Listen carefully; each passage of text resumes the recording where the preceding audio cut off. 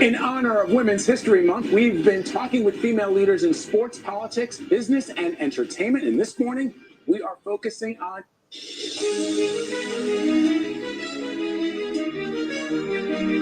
every Friday during Women's History Month.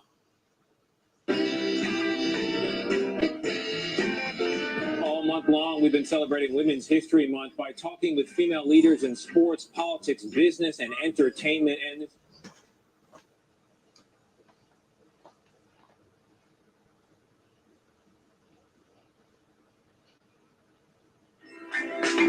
nobody takes down Angel Snub 7 easy. There's a reason why, after 100 channels destroyed, Angel Snub 7 is still here. There's a reason why nobody want to get in a beat with Angel Snub 7. If you don't take me seriously, and now your ass is barbecue.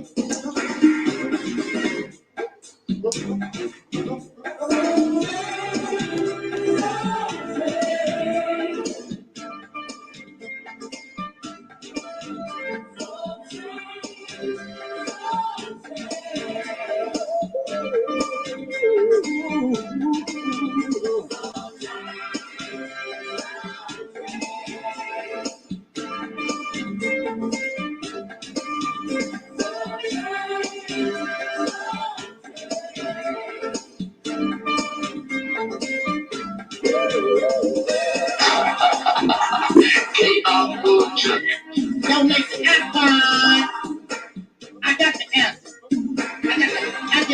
I can handle the hard question. See, they say that Angel Snub 7 don't care about the people. But Angel Snub 7 cares about the people because I'm bold enough to tell you the truth. And I don't give a damn if you give me a dime. I'm not looking for your money.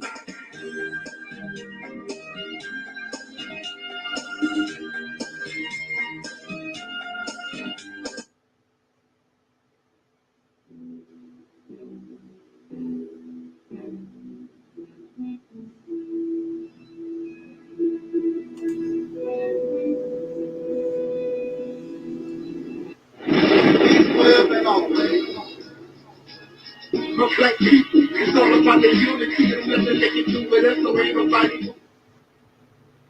We are in a state of emergency. Tragedy. Wrote a song about it? Like to hear? Here it go. Free your mind.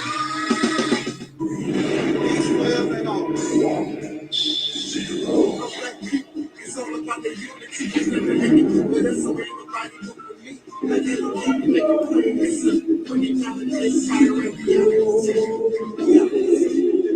black people, it's all about the unity. There's nothing they can do with us, so ain't nobody move with me. Like that, they keep making plans.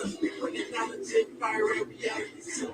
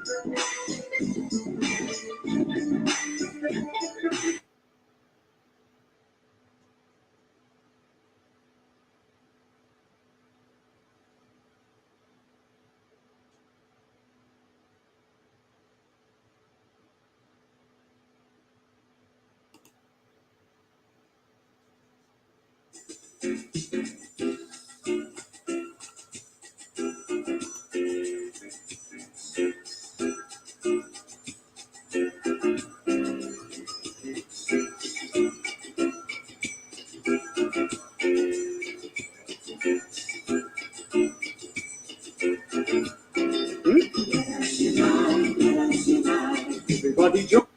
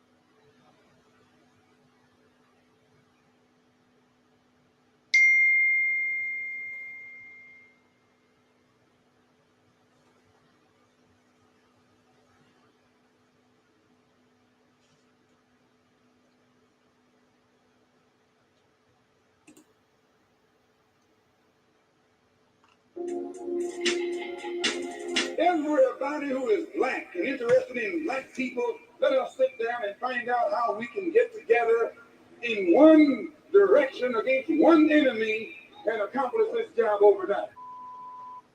When soul singer and black activist Sam Cooke wrote the lyrics to his song, "A Change Is Gonna Come," it was very direct and to the point. With some changes to it, the song was still digestible. In the year 2019, black folks continue to go through the change rather than direct the change. A community activist named Taalik Ibn'rad has made an appeal similar to what Sam Cooke was asking for. A change. It's said that the meek shall inherit the earth. We ask when. When will the landlords give the meek a free lease? Mr. Ibn'rad is humbly asking for the state of Mississippi. This is Dusty Basement Studios, and we approve of this message.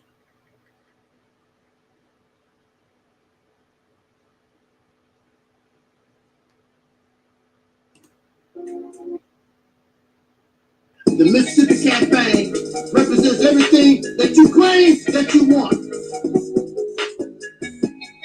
The beginning of an all-black independent nation, the ability to control your own resources, your politics, the law, be able to do your own thing for a change, create an economy, create and produce goods that Africa or anybody on the planet would want. You think you don't want to do nothing. 3 hours talking about the Mississippi Campaign.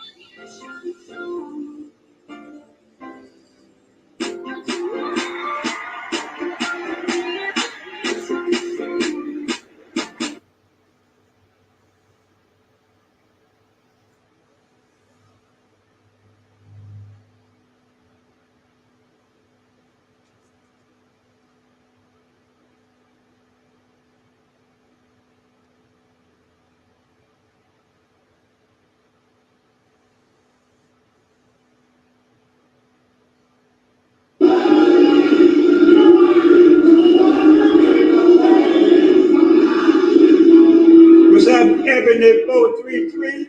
I wanted him to assume that I'm a person looking to get down with this Mississippi campaign. How does one get started with this? Sir? Mr. Angel Snupnup. What was the question again? I didn't.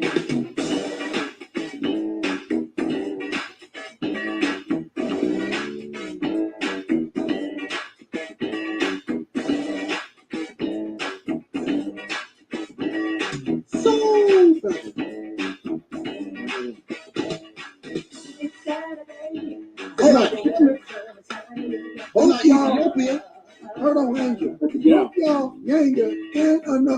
made me get up. Yeah, y'all made me goddamn go old school to the arena. I'm Gavin. You still didn't answer the question, sir. No, didn't. He still didn't answer the question. You still didn't answer the question, sir. Where it goes, nobody knows. It's selfish to not allow a child to grow up. Some people spoil their children. They won't let them grow up. They keep, no matter how old they get, they keep letting, they want to do things for the child. Let your child grow up. Let these black people grow up.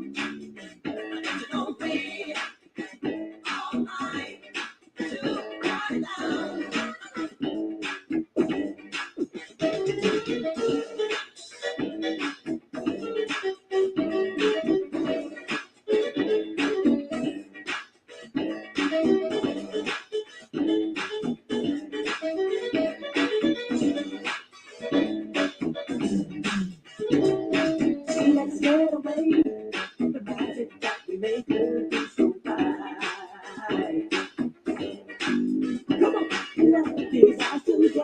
I'm rolling in my arms and see time.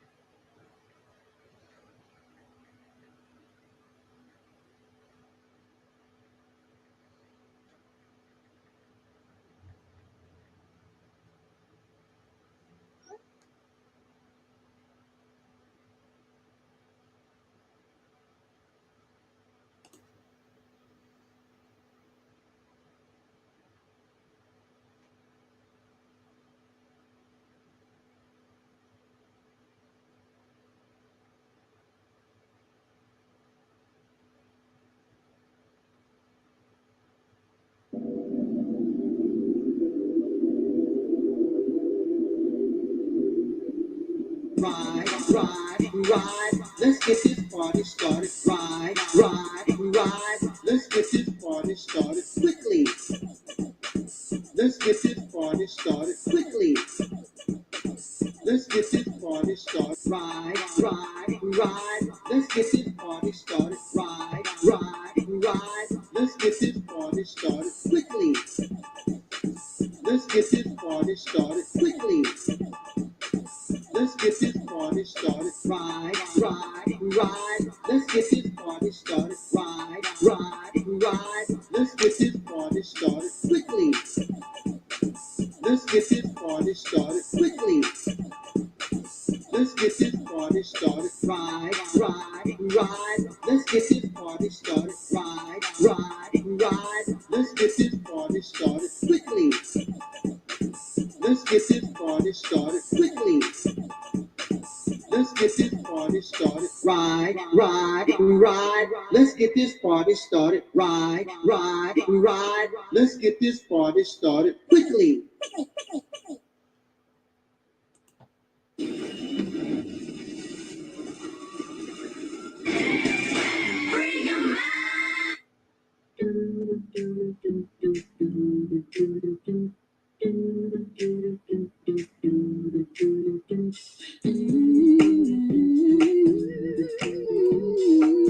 I keep it real. What dear? Because I keeps it real like that.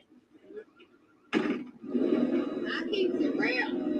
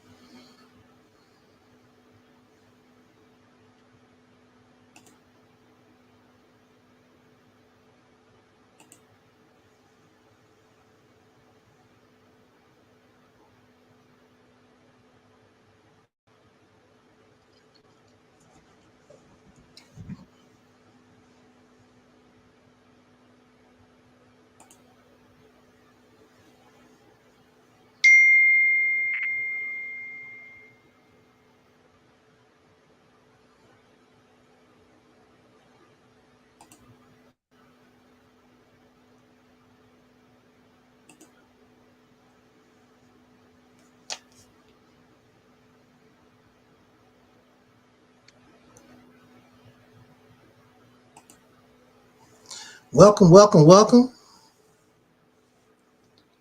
Welcome to this evening edition of what we call the Reality Temple on Earth Internet Ministry. Of course, I'm Angel Snuff number 7, and it looks like we already have a guest in the house, our brother and our friend, Denzel Rogers. Let's give him a hand, y'all. Denzel back in the house, in the hazizes. How you doing, Angel Snuff? I'm all right, sir. Glad to see you. That's good, man. We got Soul Traveler. Soul Traveler says, love, peace, and soul. All right. Mellow Cap is sending you the greetings there, Brother Denzel. Have a good one, Mellow Cap. Yeah, so, man, I've been on this exercise program. It's been whooping me. I feel better. I feel good, but it's whooping me because I will eat and it'll start putting me to sleep. I'm already wore out as is, and then I eat something, no matter how little it is, it always it puts me to sleep. That's why, because normally I would rather have my live streams like at 2:30, 3:30 or something like that in the afternoon. But I said, I'm not going to be able to make it. I'm too sleepy and too tired. Matter of fact, even right now, I'm like, ooh, I'm wore out. I don't know about going live tonight. I should cancel this one. But it's scheduled. It's scheduled, and we're going to do this. I did invite some other brothers, and I let them in if they come. Until then, what they say, the show must go on. So our topic for tonight is the importance of a strong Black family. What is family? What is the origins of family? Where it come from? Why do we need a family? And why must it be strong? Does it make a difference if it's a Black family? With some questions here we may or may not be able to answer. I'm gonna try to do a little something. I'm not the smartest person in the world. Denzel can tell you I ain't the smartest person in the world. I just give my little opinion, and then I could be wrong. I could be wrong. And that's something you will not hear from a lot of platforms. You never hear them say, well, you know, I could be wrong. No, when they bring something to you, it's facts. This is how it go. You can bet your life on me. That's how they talk to you. I've been on YouTube since 2007. I've never came before the people and told you I'm a know-it-all. I've never come before the people and told you I'm some righteous, holier than thou type person. I don't make mistakes, and I never come before you. I'm just a little guy, your little brother who's been around for a while, and I want to pass my experience and my wisdom to you so that hopefully you can become better than me and you can avoid some of the pitfalls and the holes that I fell in. The purpose of the elders is to help the younger people not go down some of the non-beneficial paths that they fell in. Unfortunately, we have some elders that's foul. You have some elders, they only looking out for themselves. And they use their wisdom and they use their knowledge to enrich themselves. They're not looking out for the future. It's like in my lifetime, I'm pretty sure that in my lifetime, I would have plenty of fresh water, even though it's foul, even though it ain't all the greatest in the world. And this is something that many these Black people don't talk about. We can't drink salt water. And all over the world, fresh water is dwindling. And the fresh water that you get, of course, as you know, is polluted, it's foul. So it's good for you, and possibly you too, also, Denzel, that we will live during a period of time. Plenty of water. You can go in and take a shower, don't have to worry about it. You know, it's fresh and clean. You know, you probably took a nice clean shower before you came on the live stream. Let me clean up myself up, you know, go on the live stream, put on a little cologne, you know, dress up a little bit, you know. And, you know, it's plenty of water for us, okay? But what about the future generations? There's something, I believe it does come from the Holy Quran. But the Quran, it talks about how Allah warns us before there is punishment, before something bad happens to us. And we've been getting signs. Matter of fact, I believe there's a drought going on in California right now, and it's been going on for the last 20-some years. Most of us ignore it. We don't trip off of it. And the water is between California and Nevada. And you know, Las Vegas is supposed to be a desert.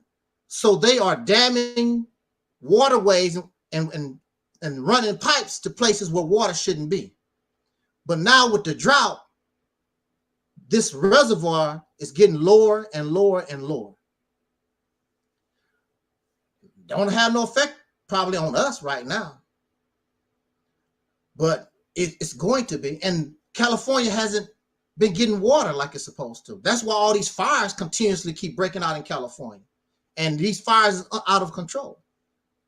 So as an elder, as a parent,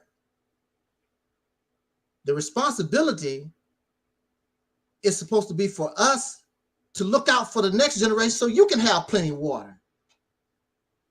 But we're not doing those things. What is Black power without water?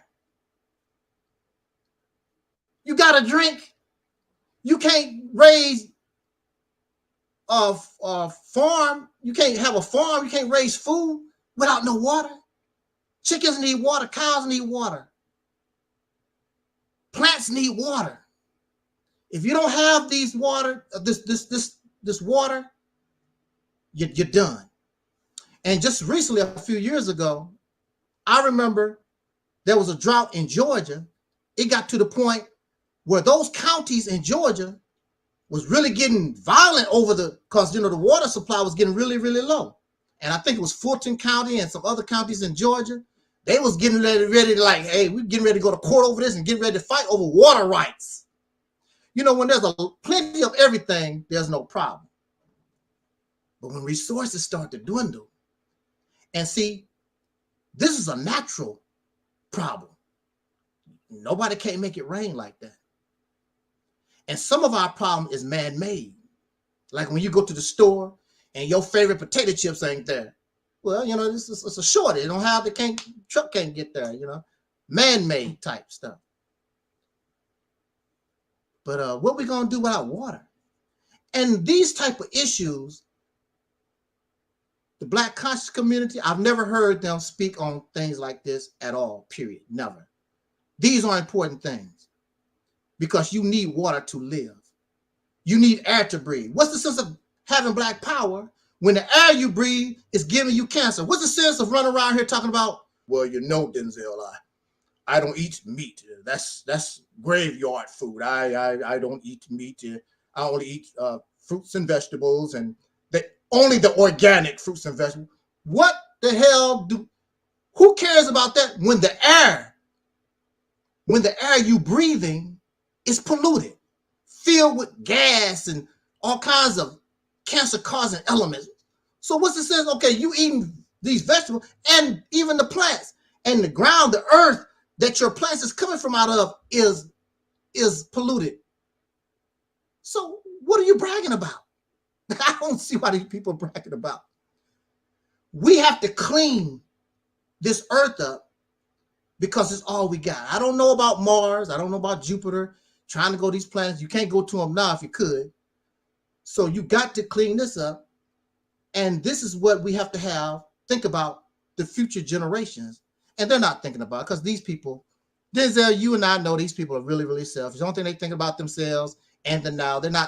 They don't even have a vision. They can't even see into a future where they don't exist. That's why they want what they want when they want it. I want what I want now. I keep talking about, well, brother and sister, we won't be here. I won't be here. I want mine now. That's the kind of attitude you have from a lot of these people. They want theirs now. We're not doing this.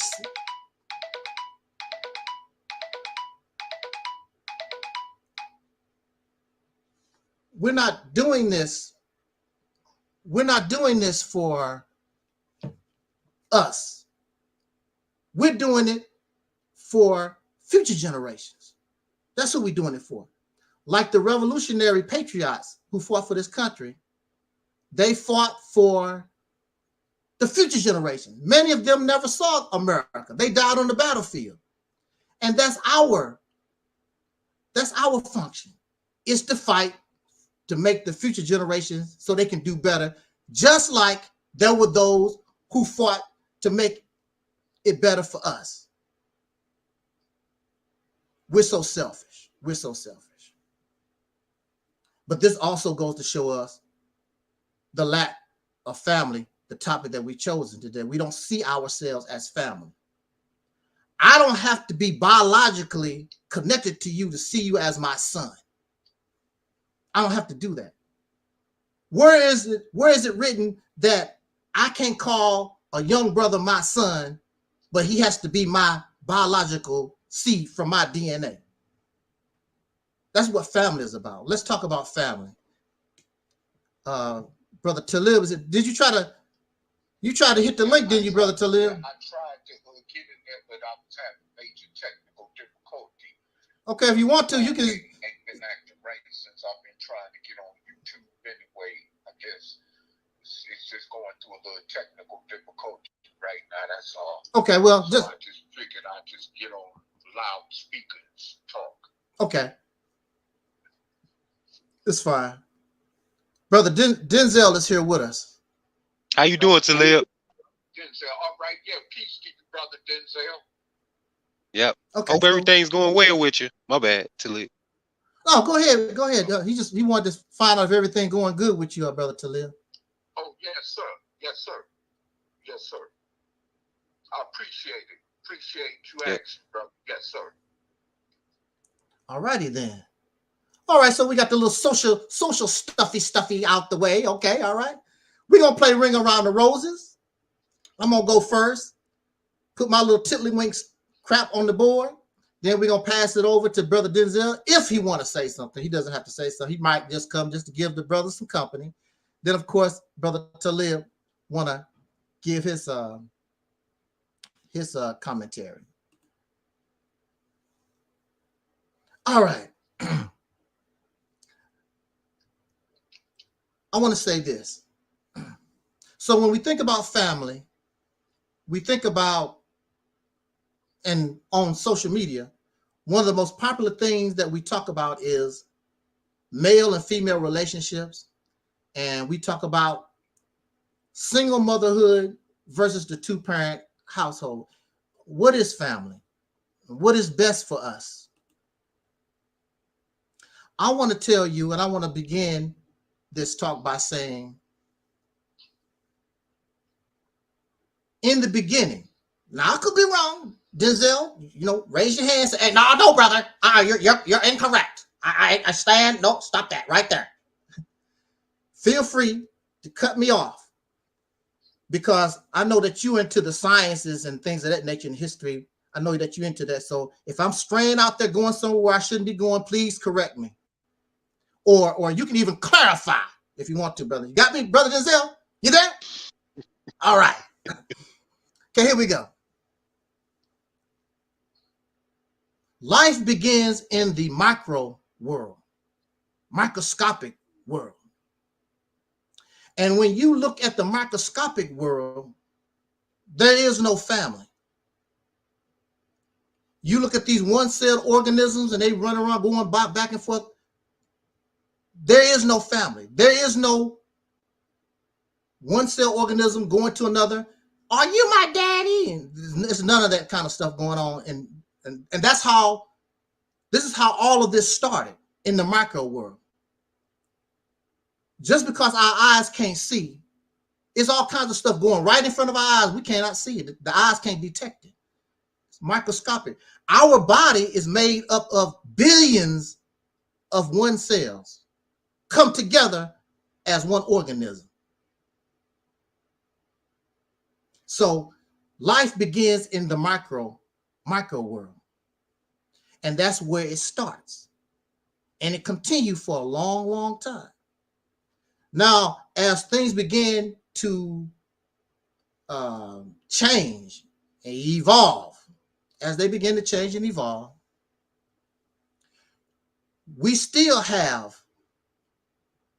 life right now. They're not in a family. Like bears don't live the family life. Male and female bears only come together to mate, and that's it. Matter of fact, he'll turn around and eat his cubs. Male tigers do the same thing. They don't hang around with the family. Oh, that's my son. I'm so proud. Come here, little cubby. They don't do that. Male tigers hit and quit and go about their business.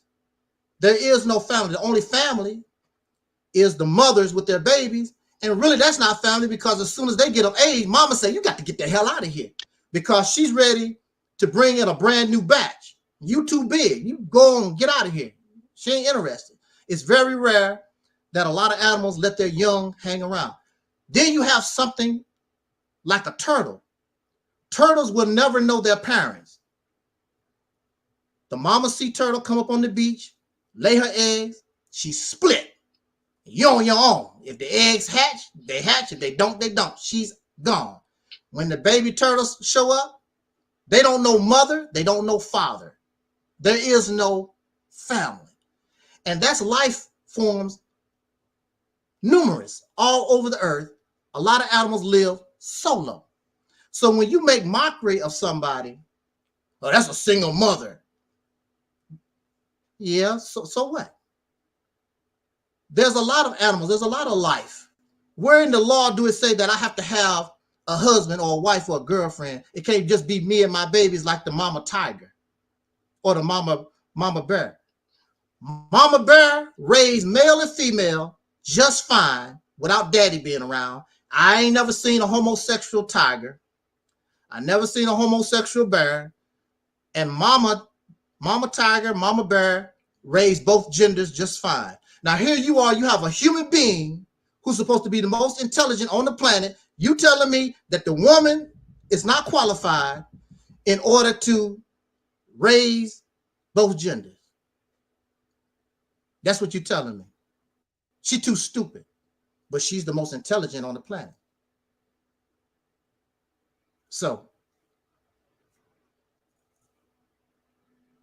I don't get it. So how do we get into family? Well, according to what I know of in biology, when we talk about family, it begins when life began to understand that life trying to survive is easier if I join with somebody else. Now, we just talked about the mama tiger, which is fine, but she could increase the chances of her babies growing to adulthood if the father hung around. This is the reason why many animals began to understand I can make it better. Our babies can make it if we work as a team. This is when the ideal of family began. Birds began to use the strategy. Insects start to use the strategy. All life on this planet, many of them. The most successful life forms on the earth are those in family units, those who have learned how to use teamwork. And some of the most successful animals on the planet are ants. You can find ants all over the earth, I believe, except Antarctica. They work as a team. And another animal that's been very successful for millions of years is the bee. And that's what I want for us. I want us to be like the bee. I want us to be like the ants. They live in a society. There's no big I's or little U's. Everybody knows their role. My role ain't no better than your role. They understand that we have to work together or we all die together. That's their philosophy. Anything a bee do, he don't go around wondering, is that bee getting more than I am?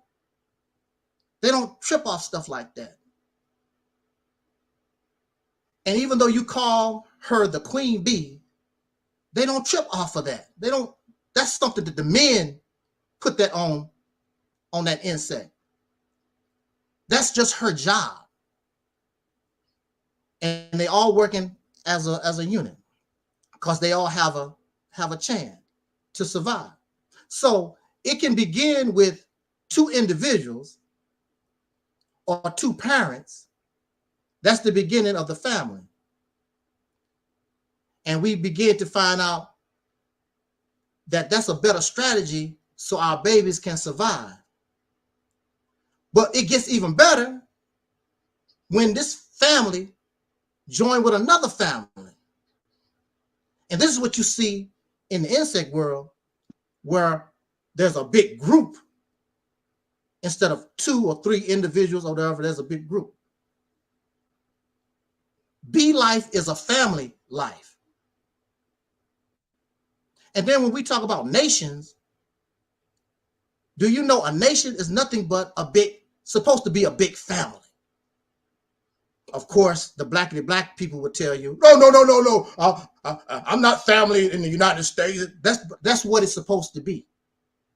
That's what it's supposed to be. A nation is nothing but a big tribe. It's supposed to be a big family. Everybody is interconnected. That's what nations are. That's why some of these nations and some of these tribes are so strong and don't really allow others to come into their family, because that's what it is, a family. I don't want these other strangers. This is my family. Bees don't allow other bees to come into their hive, even though that's a bee, and you ain't part of this family though. This is my family group. That's why a lot of animals act the way they were. And plus it's about territory and resources and trying to survive and try to live. So we understand that family is nothing really, it's a strategy to survive. You don't need family. But of course, as you know, if you have family, it makes things much easier on us. In 2022, you don't need family because I'll have millions of dollars. What I need family for? I can buy a cousin or uncle when I feel like it. I don't need family. Yeah, that's a fake family.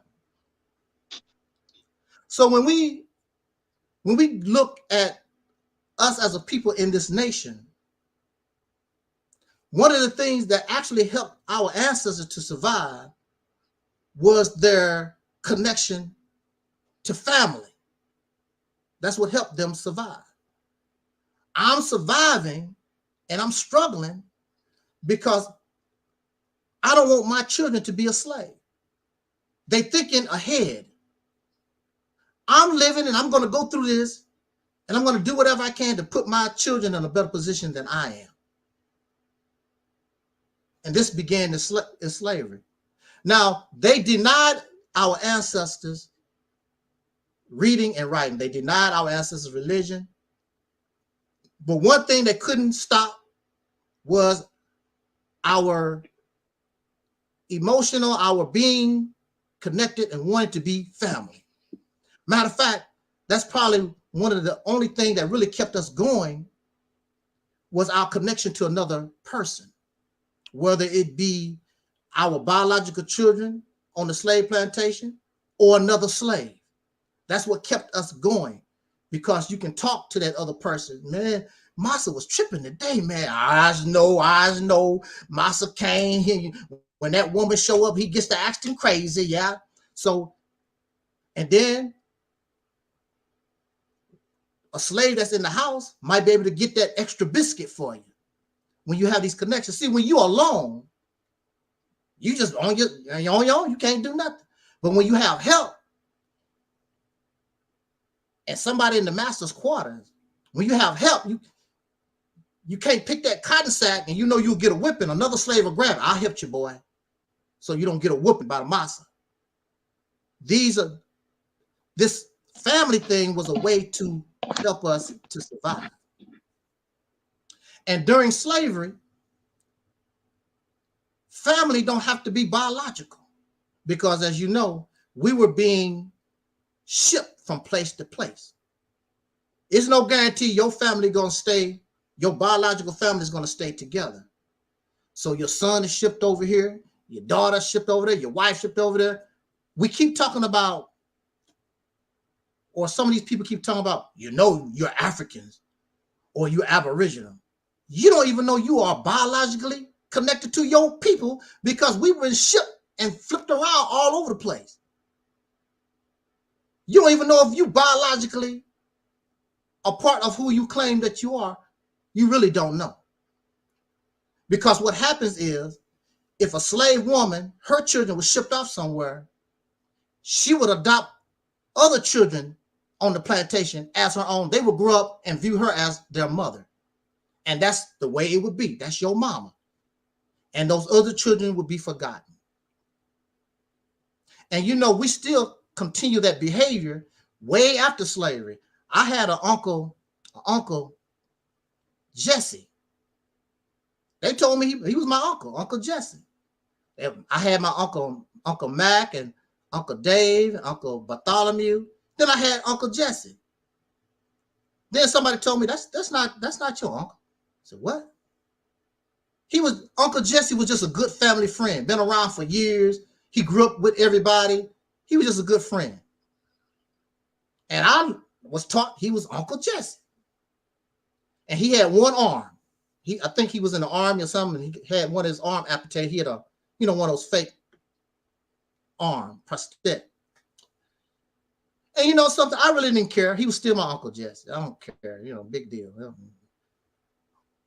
I saw a commercial, a car commercial, and they was doing it. And the children was like, we're going to see so-and-so and so-and-so. They said, those not your people.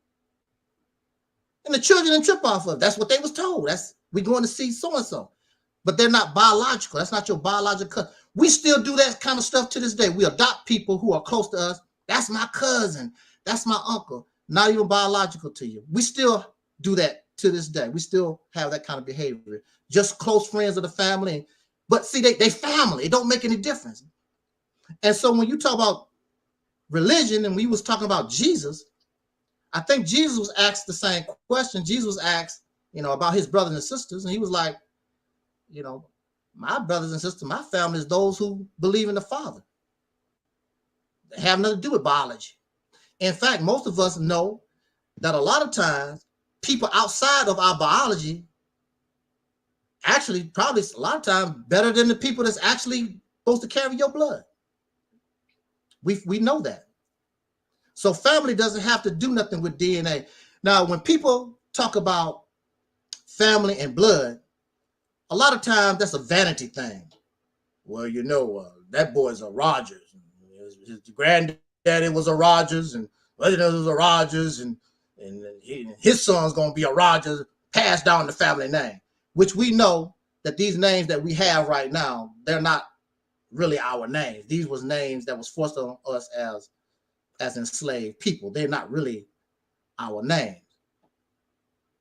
But we need to get out of this vanity thing, because in nature does not give a damn about Rogers or Johnson or Akbar. Nature only cares, are you going to live or are you going to die? That's the only thing nature cares about. Don't care about, that's a vanity thing. Because I guarantee you, there's a lot of names that been on the earth, it's gone, extinct. Don't hear about them no more. Especially when one people conquer another. The people, the species, the people will still exist, but that name is gone because the conqueror don't like it. Pfft, we don't use that here. Not in our tribe. We don't do that here. So we conquered the Rogers family, and now you're Snupnup. Your last name is Snupnup now, Denzel. Denzel Snupnup. My family conquered your family, and you're Denzel Snupnup. That's how, and this has been going on for generations and generations. And Black people, soul brothers and sisters, we are so connected, and family is such a survival tool for us. I remember too, back in the day when I was growing up, our families were stronger. If you jump on one in the house, you got to jump on the whole family. You roll up, you better come out here, Denzel. Come on out here. You better come out here. And then you come out. Yeah, come on. I got something for you. Then here come all your 10 brothers and 6 sisters and the dog, and like, what the hell is all this? Now the family don't even know what's going on. You might be in the wrong. They're going to have to deal with that later. We got a family member under siege. We used to be like that back in the day. In our communities, we was more family. I don't have no sugar at the house. Somebody here that you don't have no sugar in the house? Well, I don't have a lot, but I got some sugar for you. Here you go. Make that cake. Feed them children. That's the way we used to do a little bit back in the day. I'm not going to sit here and tell you that Black people holy and righteous and we just so good to each other. That ain't never the fact. But there was a time where we did better than what we're doing now. We're so materialistic and greedy and selfish now. It's just family don't mean nothing no more. It's about me, what I want. What can you do for me? What I got. That's what it's about. It's so selfish. But you know, family meant a lot to us, and we saw ourselves as family. I don't know about other people on the earth, but I know here in America, among us, we started calling each other brothers and sisters. Brothers and sisters. A brother and sister, that's family. That's part of family. We see a family connection. Where did we go wrong? What happened that broke up that connection where we saw value and love for another person like ourselves? Well, of course, some people would say integration. If it wasn't for Dr. King and that integration stuff, that's what happened to us. And they took the man out of the household with that welfare. That's what happened. If you connected like that, those things couldn't affect you. You was like that anyway. When the floodgates opened for integration, if that's how the people was, they would have just stayed where they was at, but they didn't, because they always wanted to come out of there. They was given a chance. The only thing that stopped them was Jim Crow. The only thing that stopped them was these laws to separate. Dr. King didn't have nothing to do with that. The intent of the civil rights movement was for simply justice. That's all they wanted to. But of course, your enemies took it and flipped it around, and they saw the advantages in opening up instead of having separate but equal, because separate but equal makes you more independent. But integration now makes you dependent. And you don't even understand or comprehend how important it is to do as much for yourself as possible. You can't even understand that. So these folks go ahead. That's why we blow our money. And we don't care too much about nothing. And even the Black Power folks talk all that crap. We just talking about water. Don't worry, somebody else gonna handle the water for us. They got to worry about that. Why are you not talking about it? But it's about survival. And I want to say this in my conclusion. One of the best examples in the natural world that I can see, and it's even talked about in the Quran. This insect is given a whole chapter in the Quran. The chapter called the bee. I think it's chapter 52, I believe. It was one of my favorite chapters, the bee. Because bees get down. Bees live in a society. There's no money. Everybody is equal. When the bee comes out of the cone or whatever it's called, they just find their place and get to working.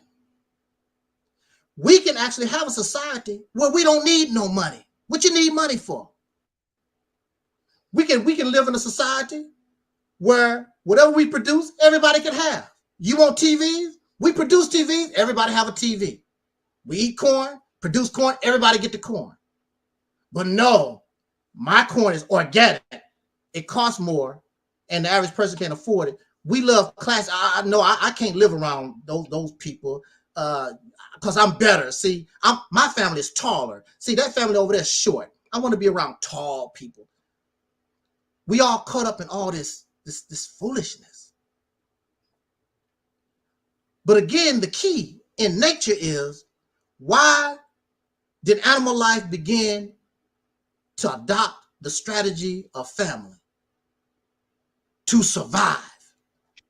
So if the black man and woman, soul brothers and sisters in this nation, if you're not surviving too well, maybe it's because you have not adapted the strategy of family.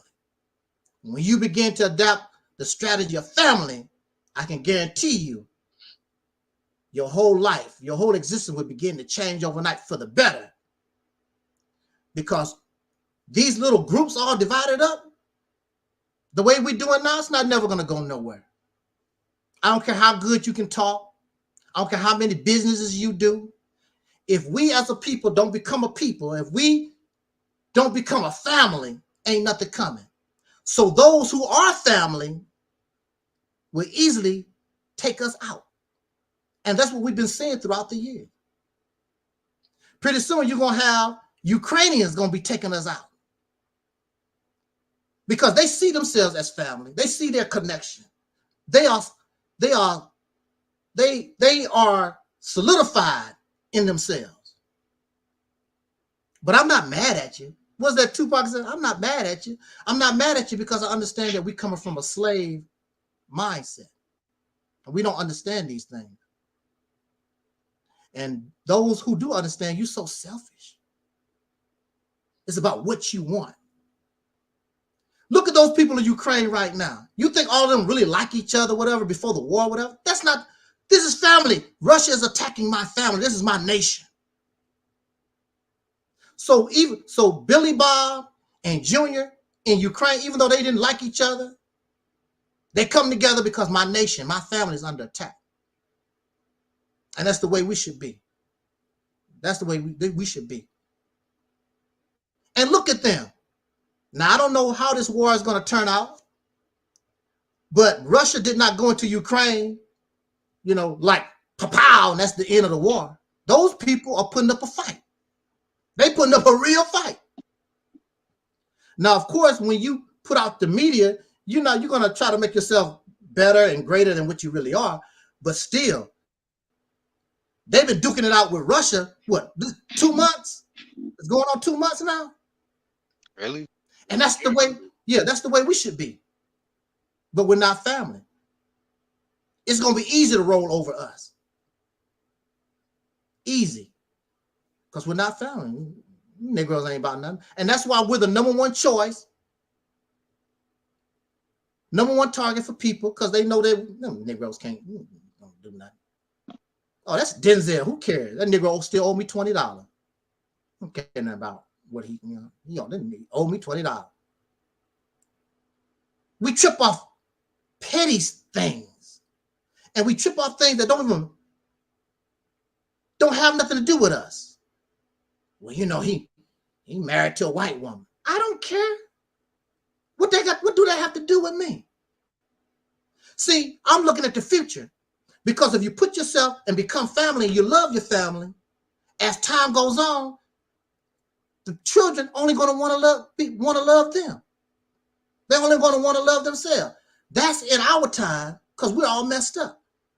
But in the future, when you show your people love, and that black woman begin to love that black man, and vice versa, they're not going to be thinking about nobody else.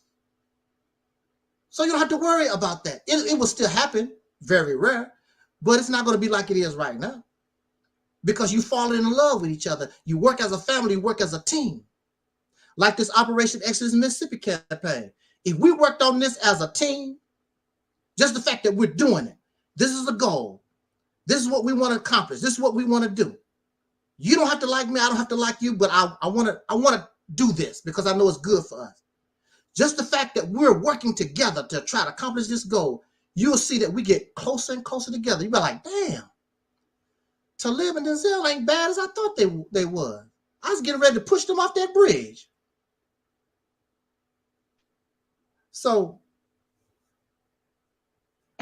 it is important. It is important. And we talk about the single black mother. When we become family, you'll begin to see less and less of that. The single black mother. You begin to see less and less of that as you become family. But right now, we're not family, so it is what it is. And I'm not going to degrade and make mockery of a single mother, because there's a lot of single mothers who have raised by themselves and struggled and done a wonderful job with a lot of these children. You notice they never talk about the single fathers. There's fathers out there too. Never talk about the fathers. There's a lot of, so you try to, if a woman cannot raise the children properly by herself, I assume the man can't either. What make him so special? He can raise his children because he got a ding-a-ling. Well, you see, my ding-a-ling gives me more knowledge than the woman, and the mitochondria DNA gives us a, you know, you always have all these scientific excuses. I'm done. I'm going to pass the mic over to Brother Denzel, and then Brother Denzel is going to pass the mic over to Brother Taalik. Angel, stand up. You can let Taalik go. I like to hear the older people go first. You know, let them talk. Okay. I respect you. Oh, age before beauty, right? No, it's just respect your elders, right? That's what I'm saying. First of all, let me kind of piggyback off of what Brother Snup said about the Ukrainians. And I know those of you in the pro-black conscious community, and within that, you know, frame of thinking, whatever you call yourselves, regardless, is going to probably say this nigga is crazy. But I really don't give a damn. Mm-hmm. Because the Ukrainians not only is going to come over here in America and take us out probably if we don't get our situation right as people in this country, but they are actually, even whether they know it or not, they're actually saving the world from destruction. Because if they don't kick Russia's ass, Russia might start flying missiles from all angles. And Russia already got a mentality going way back to when they were called the Soviets. When it comes to them protecting their land and interests as a nation, they willing to fly missiles from all angles. Use every you know, thing they got at their disposal to make a point. And so, with the way things is turning now, as we know, or those of us that know about this war that's going on between the Ukraine and Russia, where the Ukraine is kicking their ass, so long as they kicking their ass, that, you know, minimize chances of life ending as we know it on this planet Earth. And with that said, I have to give them on that note credit to where it's due. Because we are all, one way or another, connected to this situation. Bar none. We all connected to the situation, whether we want to accept it or not. So those of you out there in the pro-black conscious community talking that crap about with them, that's the white folks' business. That's their thing. Let them do what they do. No. We a part of this too. All humanity around the face of this earth. Now, moving along to what I want to say regarding this topic this evening. Yes, you know, family is very important. But, you know, and in the way that the brother summed it up pretty much, I'm just going to just, you know, add on to it, you know. But the thing about it is that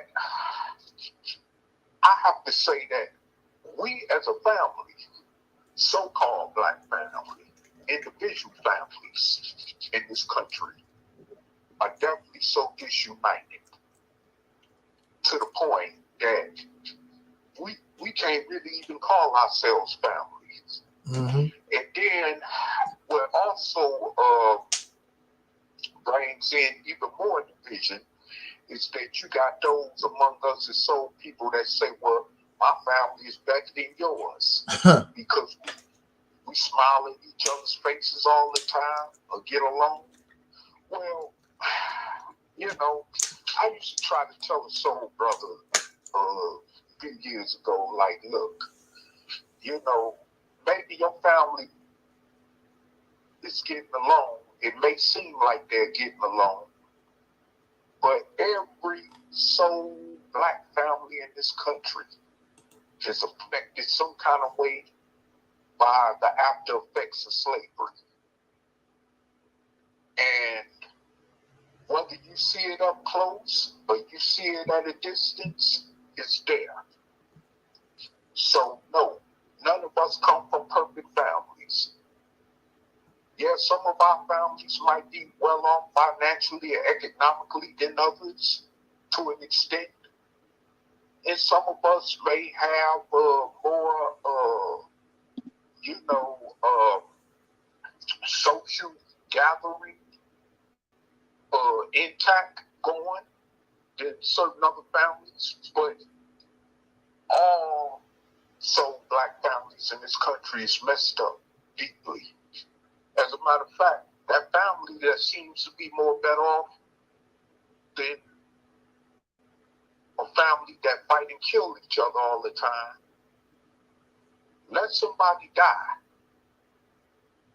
and leave for $10 million behind, and watch and see how true colors start sparkling.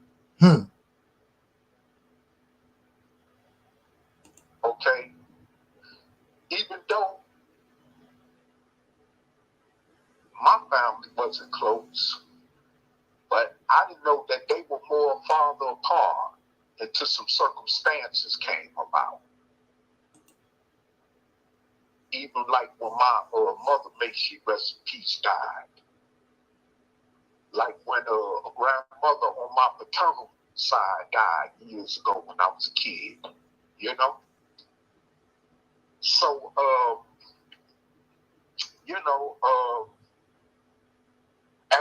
as time went on and as I began to grow and understand, even from my own personal experience, why we are divided as families is because of materialism. Because you think you better than I, you know, or because even though your mother or your parent raised you right to the best of their ability, and you still didn't show them how much you appreciate it by still running over them or, abandoning them, but they were the ones that reared you to make sure that you were in a better position than they were in life, you see. So we grow to forget those things. We grow not to care, even. Well, that was my mother, that was my father. I'm a different person. So we could use that as an excuse to justify our, indiscriminatorial behavior toward each other, or belligerent behavior toward each other. And this is what we get as a result when it comes to the broken family. It's been said numerous times where over the years I've listened to people talk about how they own children who came from them, who came from the same womb, were killing each other over drugs, or over drug deals gone bad, and all this type of stuff. You got relatives and gangs from among our community, which is really not a community, but which is a ghetto, fighting against each other, whether they know their relatives or not, but actually are killing each other. I'm talking about biological relatives, gang set tripping, killing each other. Because they from a different hood, because they from a different gang set tripping, like they call it. Yeah, this is going on among us, and it's been going on among us for generations. See, crack cocaine, when that came through in the 80s and 90s, that only saturated that situation, made it more prevalently obvious, you see. But it was going on for generations. This is why you got brothers in LA still throwing up Crip and Blood signs at 70 years old. This is why you got brothers in Chicago in their 60s and 70s, or even 80s, throwing up GD signs, or gangster, or Vice Lord signs, or whatever. You know what I'm saying? And this is happening all over, not just in them places, but all over the country. All this tribalism going on. And this has a lot to do with the disunity among even us as being biologically related to each other. You know, I personally know a relative who's in the pro-black conscious community, part of that so-called conscious community dogma, who will actually let somebody who's not even related to us do harm to me and would stand by and won't say nothing nor do anything about it.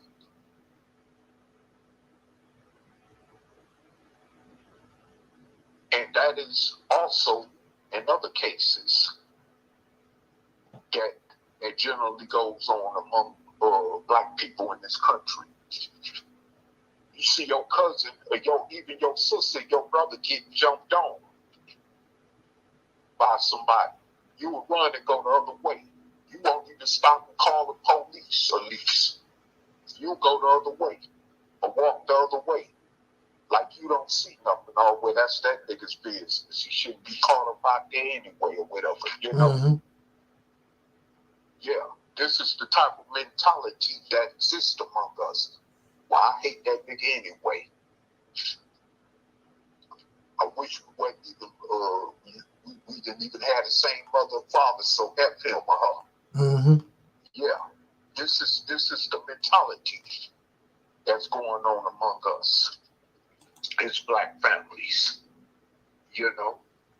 And if you tell somebody that, it'll be hard for them to believe or recognize because it hasn't personally happened to them. Well, just keep living, because it's chances that it can possibly happen to you, because these are the type of people that we're biologically related to, whether it's close or distant relatives. You know, because of the breakup of my family, I found out years later that we still got people in Arkansas where one of my grandparents came from. We got people that were state senators, like politicians, like state senators and mayors in states and cities in the South. And I just found this out today, talking to a relative. I don't have all the information properly gathered right now at this time, because they didn't have that information gathered all together in the right way. But this is what I'm being told. I'm being told I got someone famous in my family that's into the entertainment acting business. All this because families were not united or sociable. We didn't have family reunions like he said back in the 30s and 40s.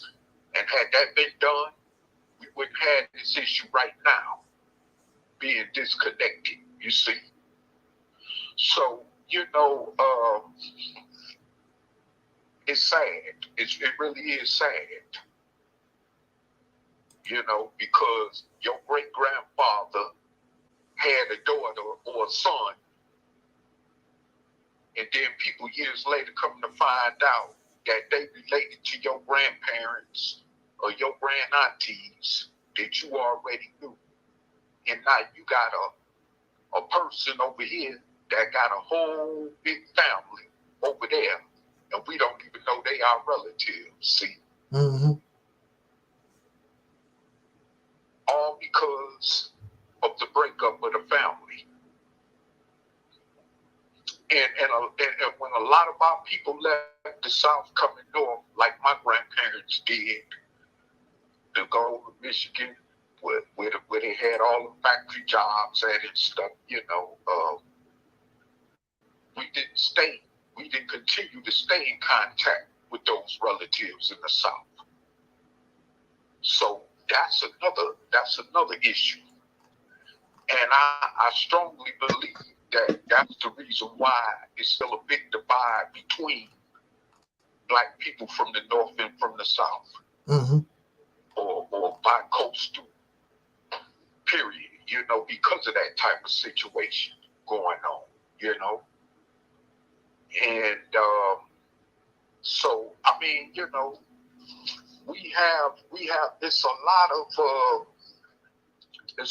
of issue. And even when I try to bring it up with certain relatives, it's like they say they might interact or engage in a conversation, but at the same time you can see it and they hear it in their voice like they really don't want to.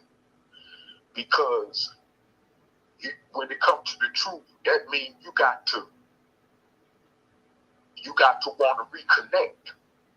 And that takes time, money, even, you know, by tracing back your family roots and this and that, you know. And you don't got time for that. So you don't want to really work toward really building no bridges. I hear these black people, especially in the pro-black conscious community, always talk about, well, we got to start building the black family back. Oh, really? If y'all was really that interested in building bridges or trying to reconnect bridges with your family, you know you have to work more harder to do it. So that's a bunch of bull-doodle. You're not really interested in trying to build gaps or bridge gaps back together as far as black families go, like you say you do. You're just talking. Because if that was the case, we would see a lot of black people unite in this country. Like they always told me in the conscious community when I was under that frame of type of way of thinking, you know, that unity always started at home with the family first. So,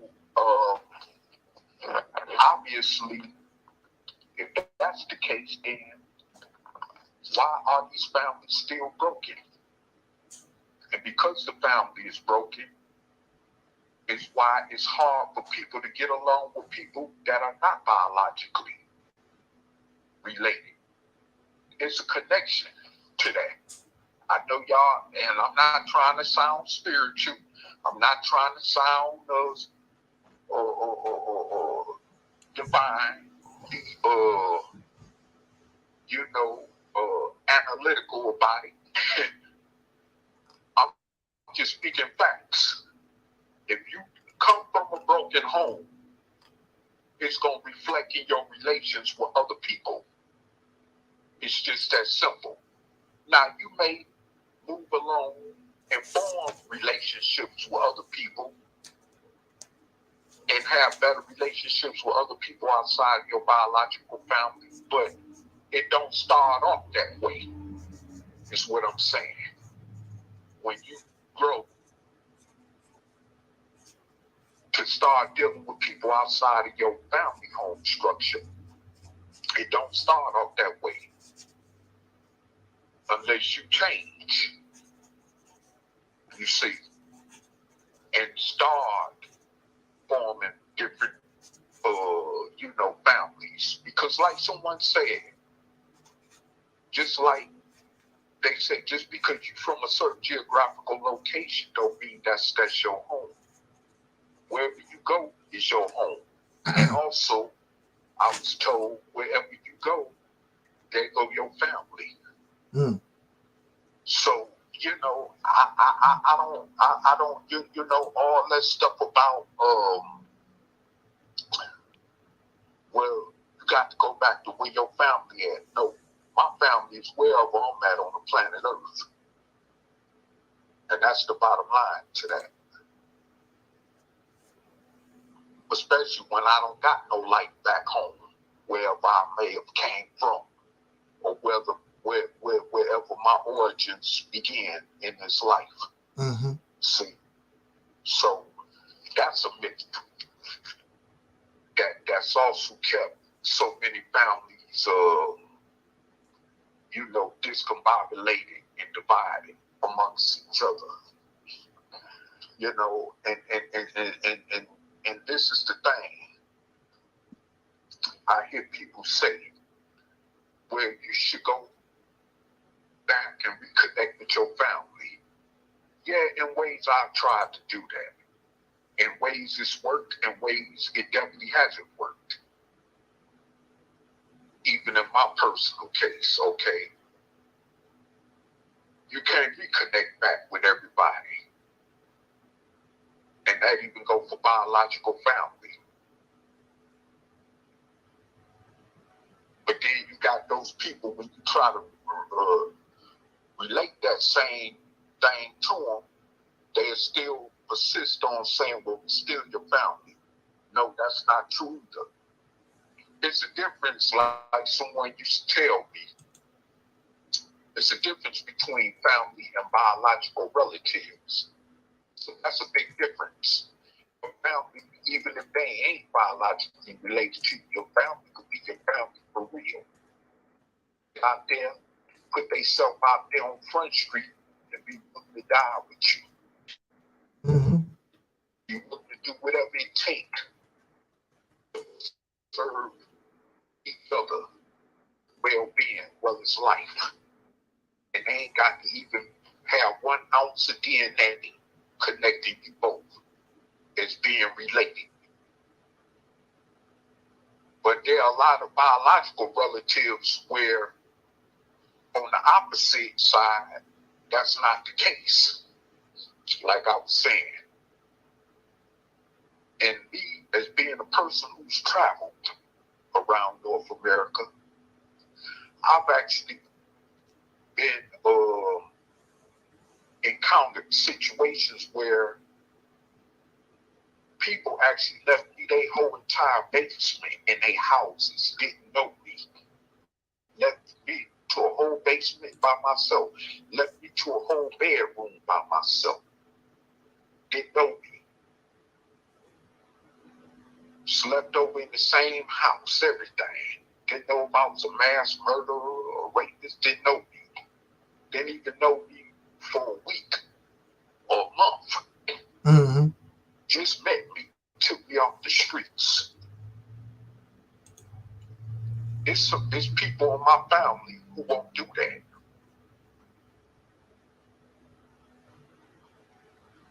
And I know that for a fact. It's people I know in my family won't even let me in their house, period. Won't let no one related to them in their house. And this person is supposed to be a Christian or so-called child of God or whatever they call that religion, Yeah. So, I mean, this is the type of stuff I'm talking about. When you talk about family, that's a powerful statement that you got to know what you mean when you say that. You just can't just say that recklessly. And the thing about it is that,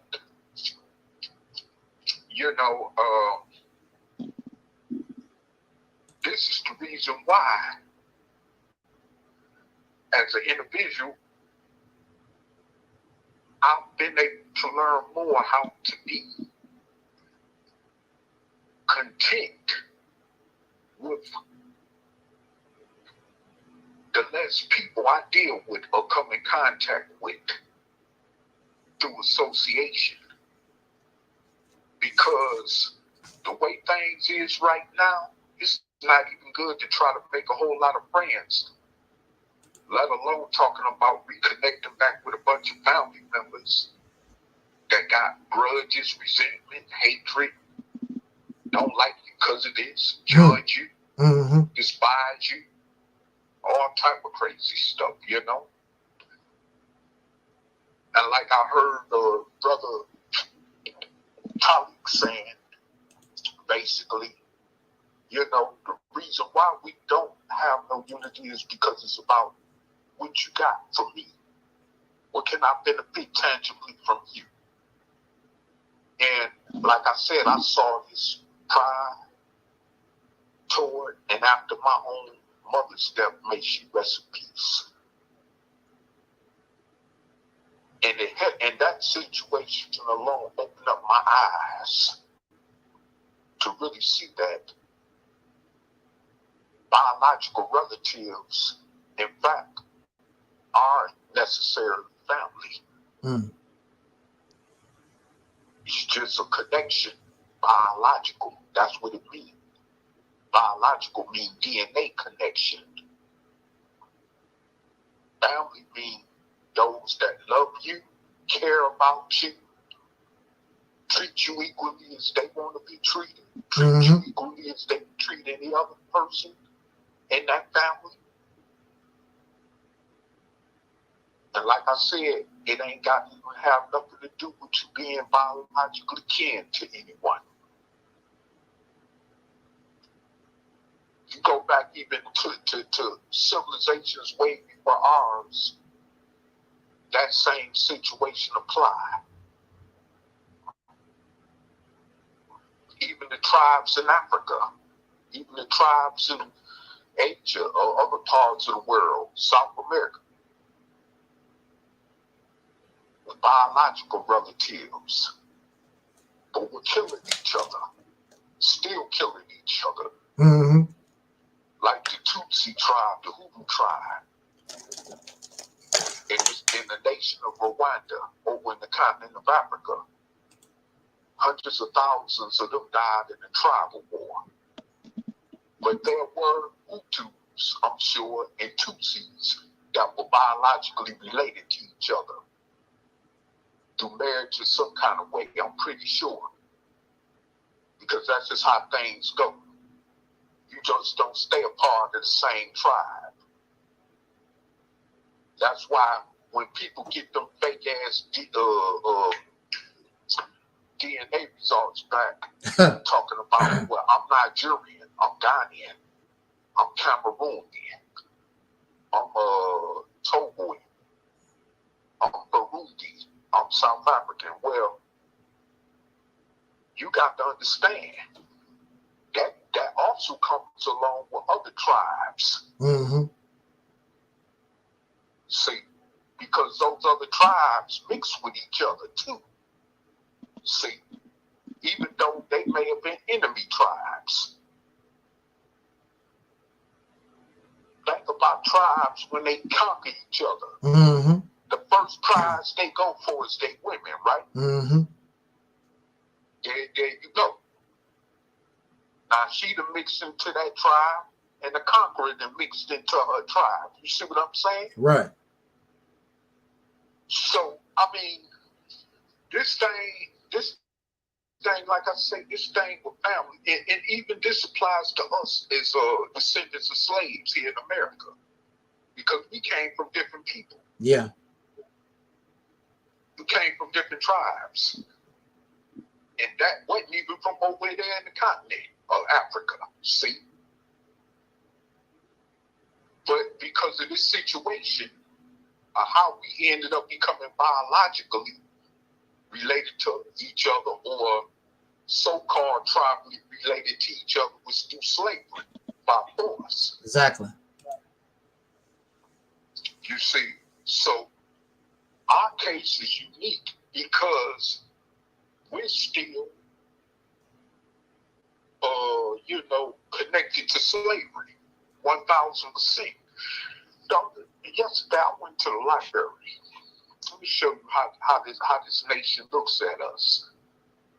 I went to the library. This library I used to go to on a regular basis.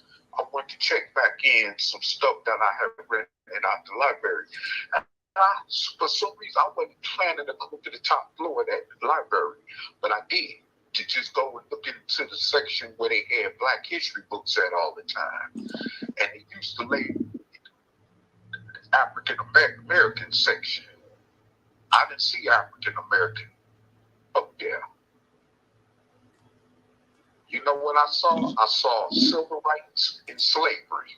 If it was anything related to us, that's what it said. And then when I went down and looked at the other on the side of the other aisles where they had different books at related to people's history and culture, I seen European history. I even seen African geography, which has nothing to do with us as so-called Negroes here in America, African countries, Central America, Mexican history. They even had history as far as Asians, saying Asian history. I didn't see nothing related to African American. And they used to have, and if you used to go to the library, you see on the end of the books where they would have the black and green and red emblem that we got from that flag that Marcus Garvey presented to us over 100 years ago. And you would see they had on that, over that, it used to say African American.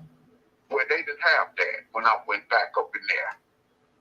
And this is one of the most recent times I've been going to that library since I even started going there in a long time. See? So this shows you how much we really mean to this nation and society as a whole, as a people, when it comes to anything dealing with us. Domesticatedly, all we are looked at in terms of civil rights or being slaves. They don't even call us African American. They get to the point now, well, we're so confused, so they don't know what to call us because we're too confused of who we are anyway. But, that's just when it comes to us, that's what we're associated with. And and see, if we had more unity as families, we wouldn't have this problem. We wouldn't even be having this discussion.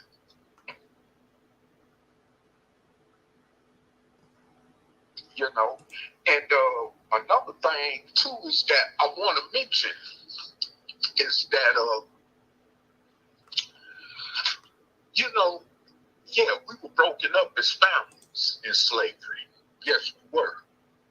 And that's another reason why we don't even know who he is. That's why we're walking down the streets, or the street corner, or sidewalk, looking at each other crazy, driving by, looking at each other crazy or whatever, talking to each other crazy, and don't even know we could be biologically related. Not necessarily family, once again, but we could be biologically related and don't even know that. Exactly. And who knows how many times this has happened across America. Somebody got shot or lost their life because somebody glanced at them. Well, that could have been your long-distance relative from slavery that you just killed and possibly caught a case over in prison doing a life sentence over. You see? We don't care. We have gotten to the point that we've gotten so far away to the point where we don't even care truthfully about any type of connection. Let it be whether it be family connection, whether it even be just relative connection by itself. We don't care. Because all we see is another nigger word. Just the way the Peckerwood view us, that's what we see.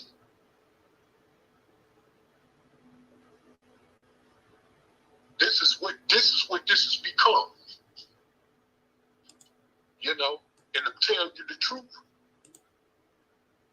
if they put weapons, the kind of military weapons in our hand that they put in them Africans' hands over there on the continent, like those people in the Congo and Rwanda, and play in other different parts of the continent where they be warring at with each other, like Liberia and stuff. They wiped out already as a population in this country. We'd probably wipe each other out quicker than they wipe each other out over there. Because that's how deep our hatred is with each other. We don't never take that into account and think about that. So, I mean, you know, this is the situation that we are in. This is how deeply the hate is. You know, this is how deep the hate is among us. We really don't have time to even judge other people. We don't even have time to judge and talk about Caucasians.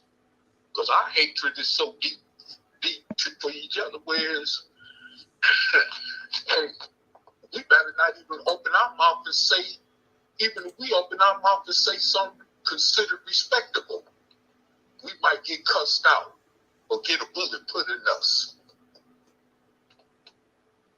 I might say, excuse me, for bumping into somebody and still get my head blew off.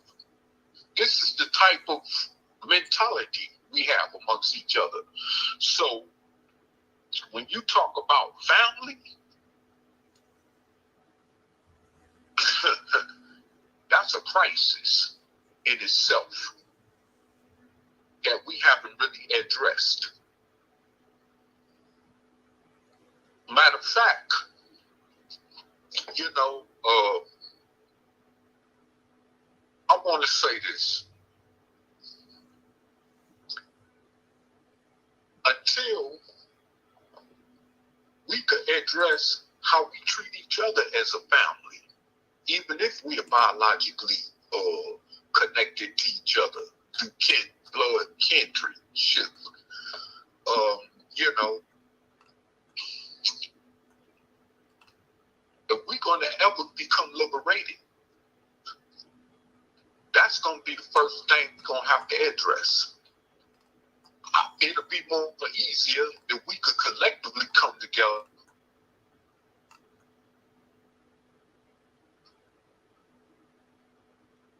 We can be able to do that on a more easy basis. But in order for us to even be able to stay in control, we're going to have to address that family issue thing. Mm-hmm. That's going to be one of the very first things we're going to have to address. I'll put it that way. We need to, you know, matter of fact, we can't wait to address that. We have to take control of the state to put us in a position to be able to address that more efficiently. But that's going to, once we do take control of the state, that's something we're going to have to address. One of the very first things off the bat we're going to have to address. Because family disconnection, whether it's on a biological, relational basis, or just on the general basis when it comes to community basis, or looking at the situation, we're going to have to really address that. Mm-hmm. We're going to have to. We can't go no further until we address that. Because if we don't address that, then anything else, when it comes to talk about us being beneficially in a better position as a people, it's just going to go out the window. This is why our children, our grandchildren, our nieces, our grandnephews, you know, nieces and nephews don't respect us. This is one of my family, well, that I am biologically connected to. One of the last times I talked to her, I FaceTimed her recently, just to have a conversation with her. You know, I'm not going to go all into it. It's not necessary, but she straight up called me Unc. At first she was calling me Uncle, then she called me Unc. I'm her elder, she calling me that. See? Mm-hmm. You know where that come from? That come from the dysfunctional home. That come from her and her mother, her biological mother, not being able to functionally get along with each other. So she disrespects any elder in the family she comes across, or you know, or just talk to. You see? So this is what's happening. And this is another thing too I want to say. Oh, and being that I brought that up, I want to also say, anytime you smoke drugs with your own child, all respect go out the window. I don't care if it's weed, crack cocaine, heroin, even if you drink with your child.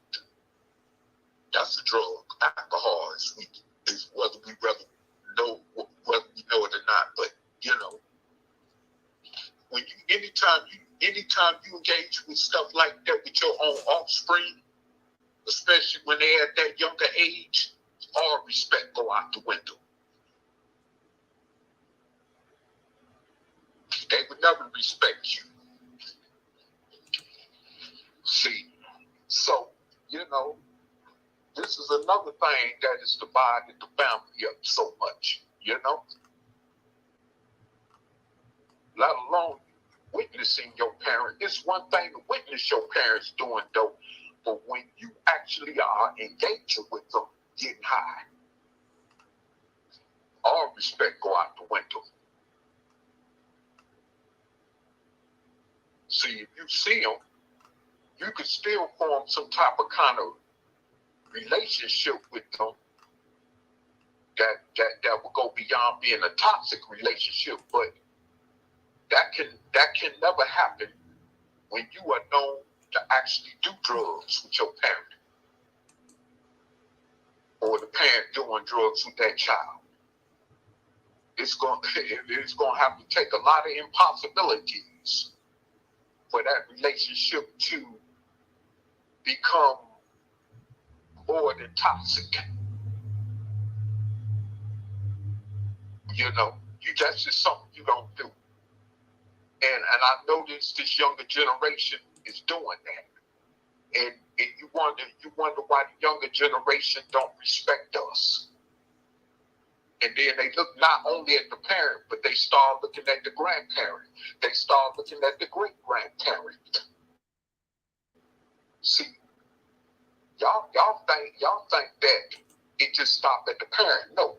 When they see the parent is out of order, then they treat the grandparent with the same situation.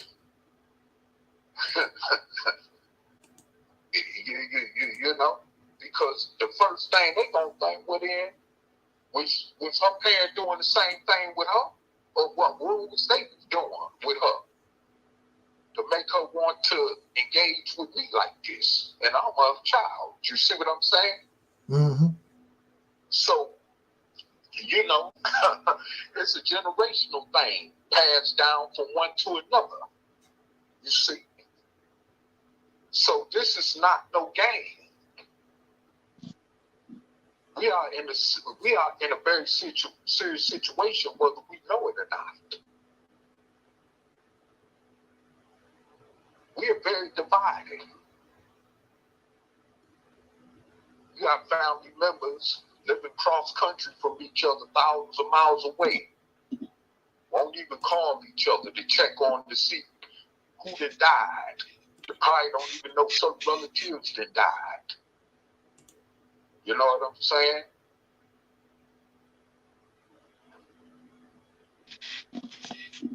You know? As a matter of fact,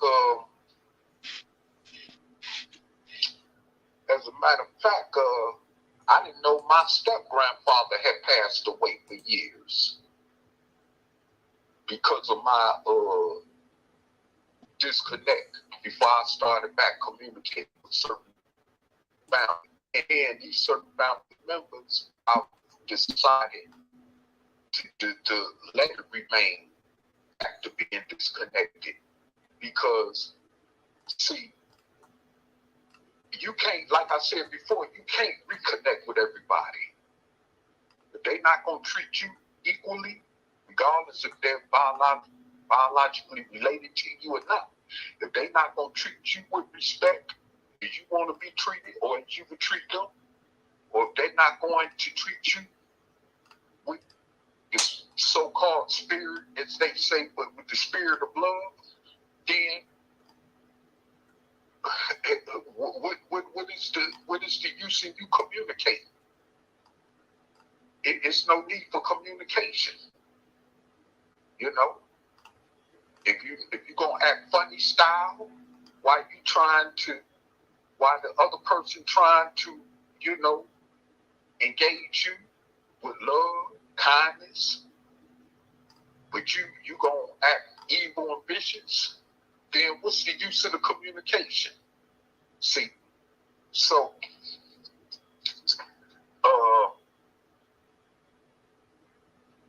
that's why I say we all cannot reconnect with certain family. There might be issues where you might be mad because your brother killed your mother and your father, or your parent killed one of your siblings. You see what I'm saying? Over a drink of beer or a drink of whiskey or getting high together. You see what I'm saying? Yeah. See, we don't go internally into that type of stuff because we just want to touch on the surface. See, all that surface stuff ain't getting us nowhere. Yeah, we know we got to start uniting as a people. We got to start coming back together as one would say as families and this and that. You know, but that surface stuff. Let's go into the detail. Get into the nitty-gritty detail about it. See, until we could do that, I don't see no such thing as black families reconnecting on a positive level. And I know many of you going to say, oh, you sound negative, Aleeyah. Yeah, well, the truth is the truth. Okay? The truth ain't always pretty. Remember that, right? Like they always say, right? So, I mean, you know, that's just what it is, family, or those of you that want to be family. But that's just what it is. And I'm not gonna hold the mic up. I want to let other people have a chance to talk, and even if our brother Denzel want to talk, or if Taalik want to say some more. I will rest my mic. And thanks for hearing me speak these important words to y'all on this topic. And peace. All righty then. That was good. Thank you very much. Thank you very much, Taalik. Well, it's the mic is on you, brother Denzel, if you want to give a few words. Okay, I'll make it short. You can take your time, brother. Take your time. I respect what Taalik was saying and Angel Snuff 7. And you know, You wanna know it's kind of crazy though. I've been thinking about that topic for like this whole like last week, and it's crazy. I know I keep bringing up Chief X because he Yeah. was having he was saying something about how black families need to take care of of each other individually, and I never agreed with that. You see, like Mm-hmm. piggybacking off of what y'all said, like I come from a single mother household, so I know that whole experience Yes, firsthand. sir. And my mother and even my aunt, they like over the past years, they even took care of other people's children, let them Mm. stay in their house for years and everything. So I know like how far family goes, and I never agreed with that. Even Pharaoh Mm-hmm. was even Pharaoh said that was even talking about that. It's kind of crazy, he say a lot of pseudo things, but it's kind of interesting like how you, Angel Snuffing Up, and him have similar ideas, and y'all just Mm-hmm. it's just kind of crazy. And you know, I do think, like I think black people have become so entitled and so embroiled into that. Like I know, like a lot of conservatives, black people, they say, you should help yourself. You shouldn't say brother. You're not my brother. You know, Right. and I know certain liberals, and I know personally, like my landlord, she a Muslim, but I can't spend Mm-hmm. the night over her house. And I know like Hispanics, they there was a Hispanic mother. Well, my bad. I have an Hispanic friend, and his mother always treated me as I was one of them. She let me spend the night over her house. She took care of me, fed me. She did what she could.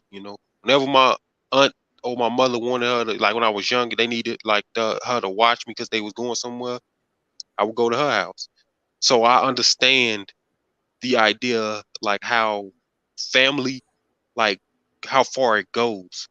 And I do think that a lot of black people don't understand that because, like I said, it's even with myself, I try to like it's something that you said, Taalik, want for others what you want for Mm-hmm. yourself. Yes, And sir. I love that statement. I keep thinking about it like every day. I really want to help my other friend, get out of prison. I just don't have, the money. But I decided I found out some information about him, and I'm gonna have to probably mail to him and see how he Mm-hmm. doing, if I can, or if he can get back to me. But I always like my friends, like even my family. I always try to like stay in touch with them and you know, give them things, because I understand that whole idea of you know family, and I understand that if some people want to be like to themselves, I get that too. You know, Mm-hmm. it's it can be hard sometimes for some people, but sometimes you just have to let people be amongst themselves. Every night, like Talib said, not everybody is gonna want to be family. Some people just like to be amongst themselves, and Yes. you know, it's I think that's the part that comes with unity is like realizing like if everybody was treat each other like family, then we probably have better structure. But some people say, it starts in your household too, you Mm-hmm. know. And I don't know, because certain certain people it's hard for like certain families like to get along. Sometimes it just can't happen. And that's why some people end up like, sons, daughters, they end up going to somebody else's family and they mothers end up raising them. So Yeah. I think it's me personally, I think it's like I do that should be more addressed more, you know, but I think it's too much tribalistic, you know, it's too much tribalism, and it's just stopping everything, you know. And I don't know, Taalik. Taalik, I may disagree with you on something when it comes to like, well, it's not that I disagree. I thought about it. You know, like how you say if somebody date outside their race, right? Well, I'm not dating nobody at the moment. But you know, like if somebody, you know, like let's say they date an Hispanic or an Asian or somebody like that, you know, if family goes that far, maybe that person that they fall in love with, maybe they may share. Now, you can also find this in your own culture, your own ethnic background. They may share similarities with that person, you know, like, you know, like let's say, for instance, somebody car breakdown, you know, if you really love that person, what, you know, or just, you know, how certain love stories may start like that, you know, somebody car break down and you may like pitch in to, you know, help get the car fixed. And, you know, like, I think like that's sometimes how, you know, I think family go, you know, sometimes it goes farther than, you know, even that. I think that's one reason why some people date outside their race sometimes. I mean, I don't know. Sometimes when I get into those conversations, I'll be on the fence about it, you know, because I think for cultural reasons, I think Black people should, you know, date amongst their own to preserve culture, you know, and to keep passing that on for generations and generations. However, I'm not against people dating outside their own race either, if they feel, you know, that's what they want, you know. I'm for both, but I understand that there should be more of a structure to the, you know, the Black man and the Black woman. You know, it can be hard. I mean, I think that's why a lot of me personally, I think that's why a lot of people, you know, some people turn to criminal activity sometimes because they may have, like you said, like Talia said, they grew up in a household where that was like always around them, you know, and they may have felt like they were nothing. I don't think that's a reason to go out and shoot somebody, but you know, I think Taalik, I think some people's I keep y'all names so similar, so I get them confused sometimes. Well, but just I let think me be Angel Snub. No, you don't have to get it. You don't have to worry about it. you're right. You're right. Yeah. But I think some people turn to, you know, criminals because, you know, it be a certain altercation. You know, I was on the train. Some days I don't drive, so I take the train sometimes. And I was on the train. I was talking to this brother. He was an older guy, and he was telling me something. But he was loud. You know, a lot of loud people on the train. But he was telling me something.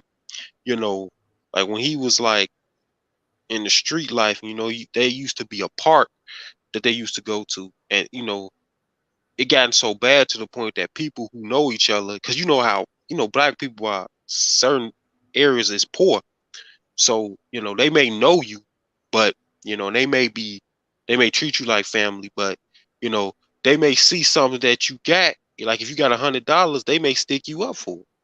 You know, they may tell you like, you know, you my guy, but you know I'm struggling, man. And you got 100, and I need it, so I just stick you up for it.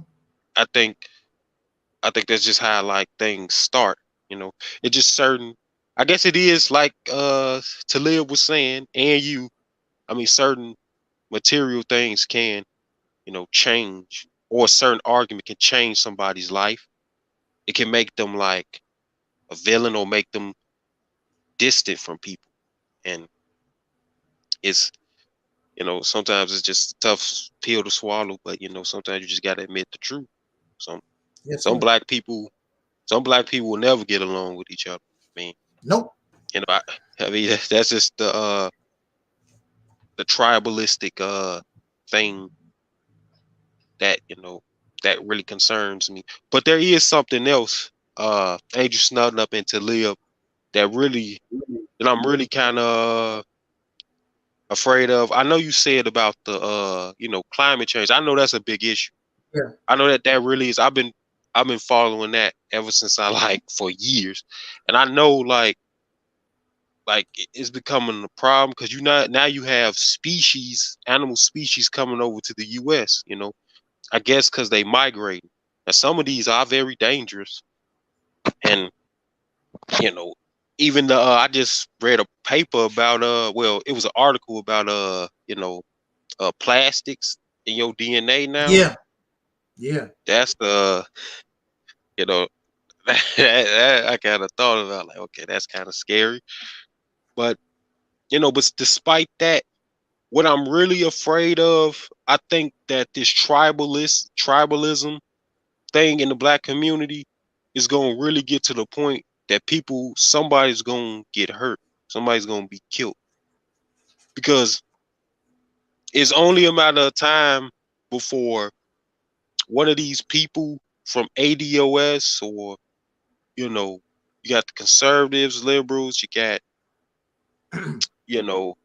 like all these Aboriginal, all these groups, they get into it with one of these gang members, and something is going to happen, and some of them may be gang members themselves, and something is going to end up happening to where like I just think that stuff is just going to start turning into death, and people just going to start going quiet. Leaders going to start going quiet, because once you get into it with one of them, it's like, especially the shooters, it's like it's an internal thing, because then it's gonna start spreading, because then you're gonna have other gang members that's gonna start saying, yeah, we don't like them. And now I know what they be saying out there now. Well, I'm young. I know they say you an op. It's like, I don't know if you heard of that, age, but they say you an op. I think that's like street terms for opposition. So I mean, I think a lot of these conscious groups gonna start being ops to gangs, and when somebody gets shot, that's it. ain't no turning back. And I don't want that to happen. I do want unity, but I think it's just people are just too tribalistic, man. And I guess people don't realize they can't get outside of their way, and they don't realize the bigger picture. They just live in that little small little bubble, and it's so hard for them to realize, like, hey, you know what? We ain't got to like each other, but we gotta, like I said, we gotta go in one direction, not one ideology. But it's just never. I wish it was the other way. I wish, I want the Mississippi campaign to go far, and I want it to, achieve and be a foundation for which, Black people and all people, can benefit from. But, from the way I'm looking now, I don't even think Black people are like, and Angel Snub, I've actually seen it. Like, man, look, where I work at, man, I've seen the unification of Hispanics. I seen it firsthand. Like, man, you wouldn't even believe how they got their neighborhoods. Man, these mods, they got company trucks with their logos on it and stuff. And I see their trucks every day on the highway. I'll be like, man, why ain't we doing that? I mean, why? And I'm not one of the persons say, you got to do it yourself. But it takes a team to do all that, and we not thinking about that, And I know Hispanics personally, they all have their own ideologies, and they don't agree with each other, but they can work together. They can work together, and we can't. In every area, we just divided it.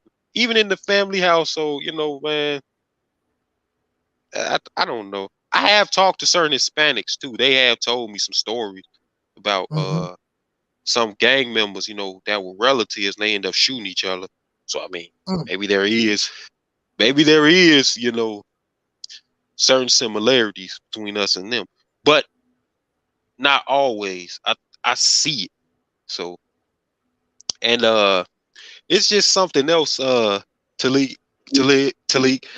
I know Angel Star No 7. I'm sorry. Uh, uh, it's something else I learned about, and it's my last thing, and then I'm just pass the mic over to you. It's something that if people, I know people ain't interested, but like I said, I was trying to be a paleontologist, and have you ever like most people, they have interest in dinosaurs, right? But a lot of people don't know where dinosaurs come from. Like, where did they evolve from? Now, there was some papers that came out recently of these dinosaur-like animals. They're called like dinosaur morphs. But the point of which I'm trying to get is that they play a key factor into the success of dinosaurs, like how they will begin to diversify. It was because of these small animals. It took 15 million years from dinosaurs to diverge and evolve from dinosaur morphs. Now, from what the scientists tell me, during the time of dinosaur morphs, their environments was harsh. Like it was the most terriblest time, drought, all kind of stuff. But I don't know if dinosaur morphs were like social animals, but there may have been like some that were. The one that gave rise, that was ancestral to dinosaurs, they probably were. They probably were omnivorous too. But the whole goal I'm trying to, I want people to take from this is that dinosaur morphs, like, they passed their genetics on to the next generation. Of course, they went extinct so dinosaurs could live on, but it took a long time. It took a lot of work, a lot of evolution, a lot of trial and error, and I'm pretty sure that dinosaurs ain't like us, they ain't gonna unify, but I'm pretty sure that I'm pretty sure that the ancestral dinosaurs, or the original ones, they were probably social. They probably existed in groups, because it meant their survival depended on that. Yeah. And a lot of people don't know this, but dinosaurs were living with their predecessors for like the dinosaur morphs for a few million years. But I mean, there was going to be a takeover. But in that short amount of time, I'm just saying that, it just took so much time and effort. And I think, Black people got to, like, they should take and observe from that. And if you knew, like, man, how successful dinosaurs were, like for 180 million years. So imagine how much, like, the world threw at them. It was tsunamis, tornadoes, diseases, everything. But the dinosaurs never went away. Of course, a media ended all that shit. But I'm just saying, all that came from these little small reptile-like animals with which they evolved from. And it took trial and error. It took a lot of things. And, I just think, people should learn from that, But that's all I got to say other than that. I'll pass the mic over to you, Angel Snubnut. All right. Well, we're doing pretty well here. I guess I'm gonna go ahead and wrap it up and give our closing statements. And the chat room really enjoys you, Denzel. Thank you very much, brother, for coming by, and also brother Taalik. I just want to make a few comments here very, very quickly. Based upon what you and Brother Taalik was saying. He was talking about the gang. And I simply want to say that for many people, especially those who come from dysfunctional families or caught up in the foster care system and things of this nature, you really don't have family. You're just out here struggling, trying to make it on your own. And then you come out here and these people, when you meet these people, criminals are nice. When you first meet a lot of these different criminals and people in the drug game, they're nice to you. Hey, little brother, come here, man. They'll break you off a little something, blah, blah, blah, and give you some runs, and you get to feel that little money in your pocket or whatever, get you all caught up. But they give you, the reason why a gang is successful is because a gang is like a family. It's a real strict family. They don't play games. A lot of people that join gangs, you initiate it. You get your ass whooped really, really bad. You're going to have to prove, or they're going to give you an assignment. You got to do something to show that you are loyal to the family. So people are willing to do that. What I got to lose? I'm eating now. Look how I'm dressing now. It's like family to them. And some people get caught up. But why can't we be like the gang, except we're not trying to exploit you? We're not trying to get you into criminal life where you can end up in federal prison or you can end up in the morgue. Or you do something that you regret. So we're not like that. But that's again shows the importance of family. Gangs give many people that sense of belonging. It's a sense of belonging. So here we are in America, and you have people that talk about Africa, or they tell you that you're Aboriginal. My problem here is whether you feel as though we are connected to Africa or Aboriginal. My problem is you can't get along with your biological people from Tennessee, from Georgia, from Louisiana, from Texas. You don't get along with your own biological people that you know, that you was born, or some of you was born and raised with. So how you gonna tell me, oh, we got to go to Africa and love the Africans or be Aboriginal? You don't even love the people that you know, born in the United States, way before you was even thought about some Africa, way before you thought about some Native American, Aboriginal, whatever. Because see, they live in a delusional world, because those are people. The same reason why you don't like your mama, the same reason why you don't like your cousin, the same reason why those people can exhibit the same behaviors. Native Americans can steal. Native Americans lie. Africans lie. They steal, they rape, they rob, they cheat. Matter of fact, one of the most famous scams that we heard on lately is that Nigerian scam. They call and, how you doing that, Denzel? I got $100,000 for you. Send me 100, and that's your brother. Then you find out that you got Nigerian DNA. Nigerian just ripped you for $500.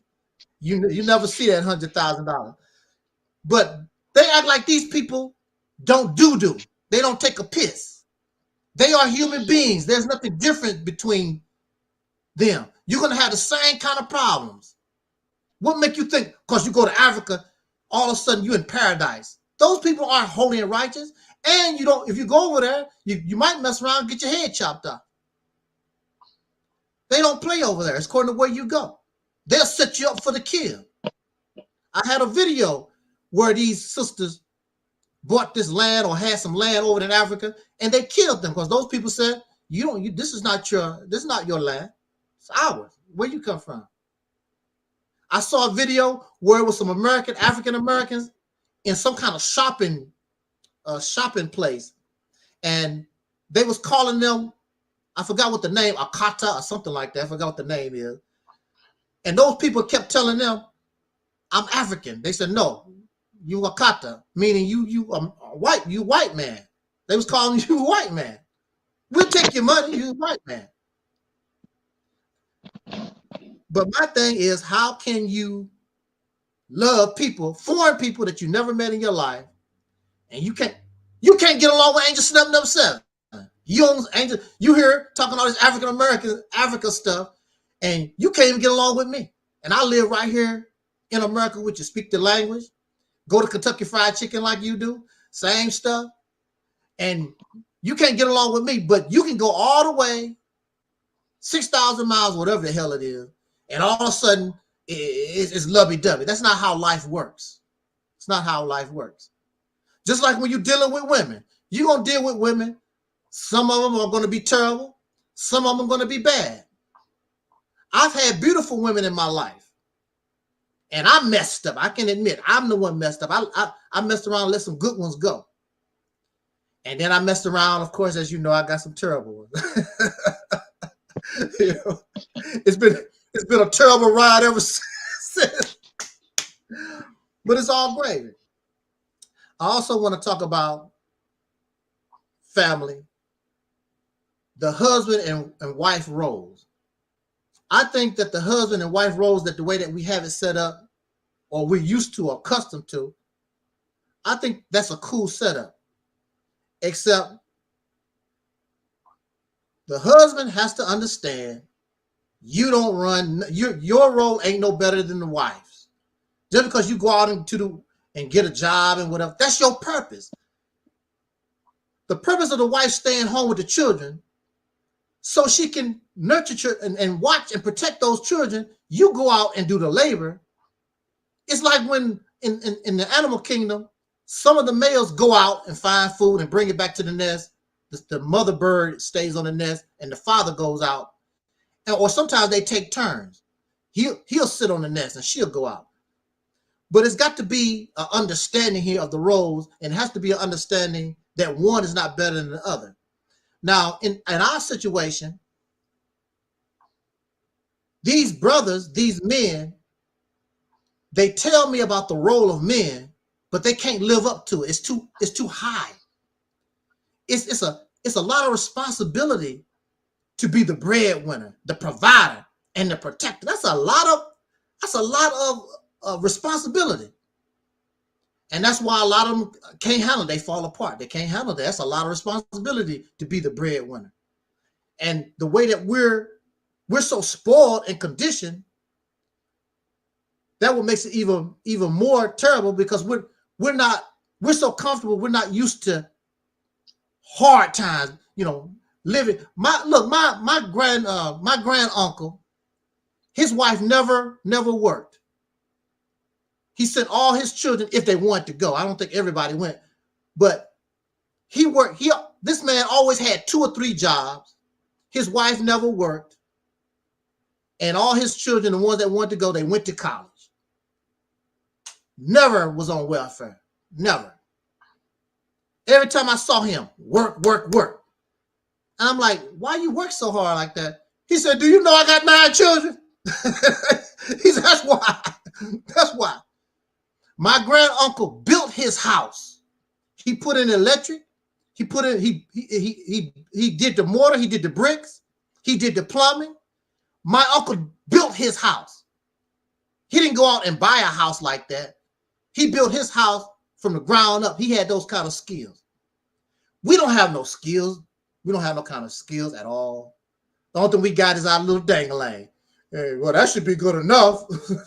Swanging, dangling around, And a woman, children, family needs more. We need family. Family needs more than that, And then we're not in a rush to go out and get a shotgun against an enemy, because them Ku Klux Klan members, them brothers should have got together or whatever. Hey, y'all, we ain't going for this. You want some ass? You got to bring some ass to get some. This is 2022. You want some ass? You got to bring ass to get some. Now you do know, but we do know that in the past, that it was against the law for black people to own guns. It was against the law, so they couldn't fight back like that. But this is 2022. So, if you can't provide it, at least protect, brother, pick up. You do it in the gangs and everything else, whatever, you shoot each other. Can't we pop the enemy sometimes? You know, I'm just saying, I'm just asking a question here. But that's the role. We have to understand the family, we have to understand our roles. Just like in B society or any of these other societies, they understand their role, do what you gotta do, and everything will be cool. And you know, everything will take care of itself. And the last point I want to make, I'm gonna pass it to Aleeyah, is we was talking about interracial relationships. Now, there are some interracial relationships, that person who you married to or whatever that's outside your race, they're going to draw you into their world. And it's all about them, basically. Like Serena Williams. Serena Williams is with a white man. She's lost. She's really lost in the white man's world. He's not telling her, you need to get with your people, learn about Africa or something. He's not doing that with Serena. You mine, you belong to me. But you have Caucasian people. Matter of fact, some Caucasian people was actually raised with black folks. And black people, all they know. But I'm not talking about that kind. I'm talking about you do have Caucasian people. When they love you and they down with you, they'll throw down with you. There was a movie called Dances with Wolves. Had that soldier out in the middle of the wilderness. And he messed around and got to learn and know the Indian people out there, the Native Americans. And he fell in love with them.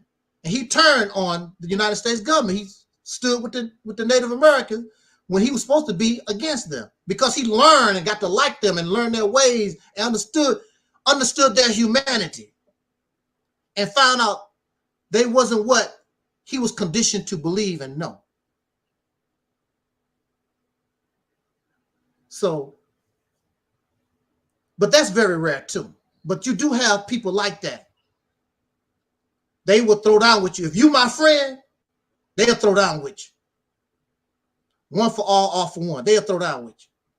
It's rare. Now, there's people say, he loved the white man. Right there. And that's the first thing these stupid Negro. Well, hell, I'm with you. What the hell did you do? Well, you flagged my channels. You slander me and gossip. That's what you do. That's what you have done. You stole my money, and the list goes on and on. And you're going to tell me about some white folks, what white people do. What about you? What about you? But I'm going to be friends with you. What the hell do you do? So I'm like Dr. King. I judge people by the content of their character, who they are. That's the way I'm going. Because clearly, just because a Negro, somebody got black skin like you, that don't mean a damn thing. We know that. Passing the mic over to Brother Taalik. And with that said, brother, I concur. I would like to start off by closing out with saying that I concur and that, I just want to say that, I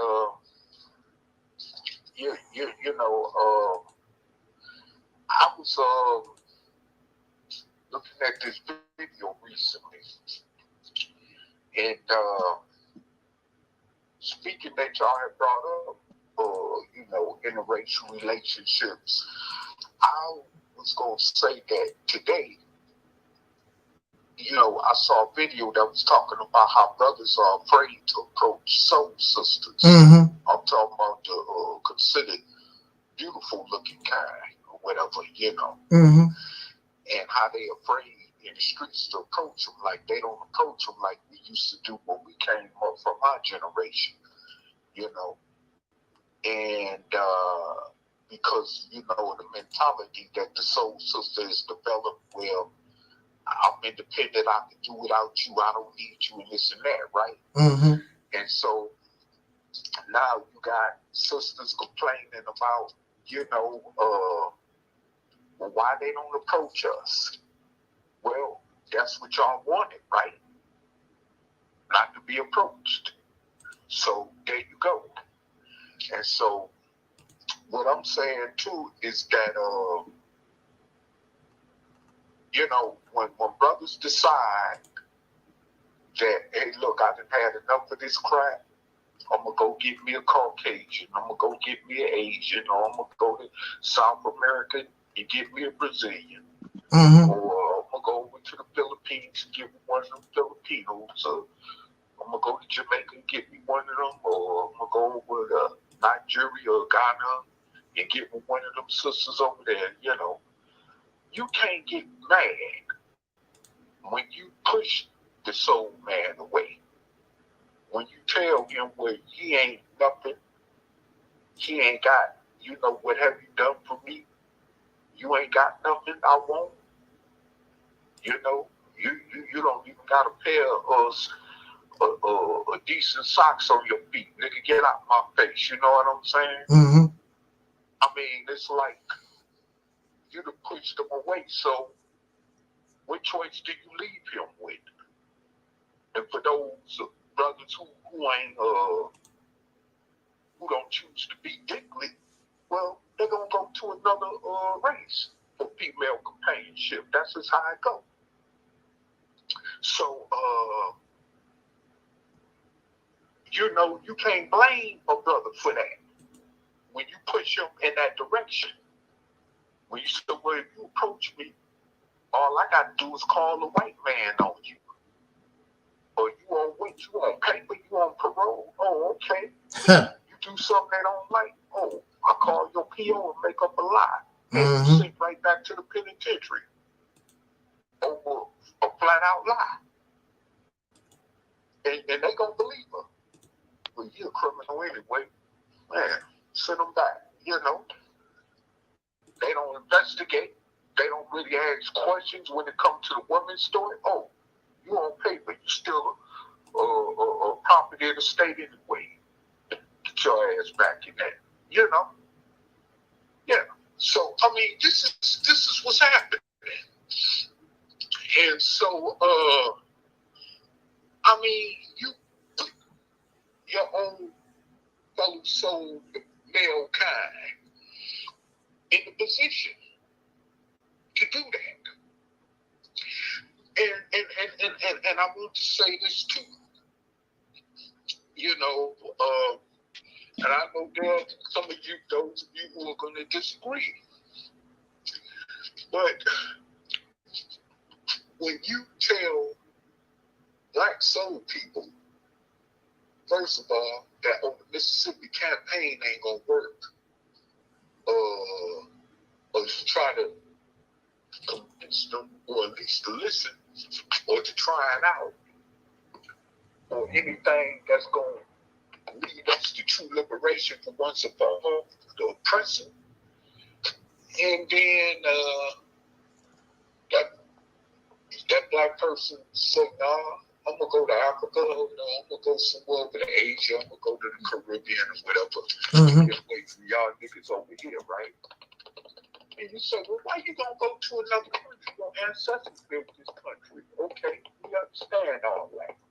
Well, my ancestors didn't benefit from building this country, so they left.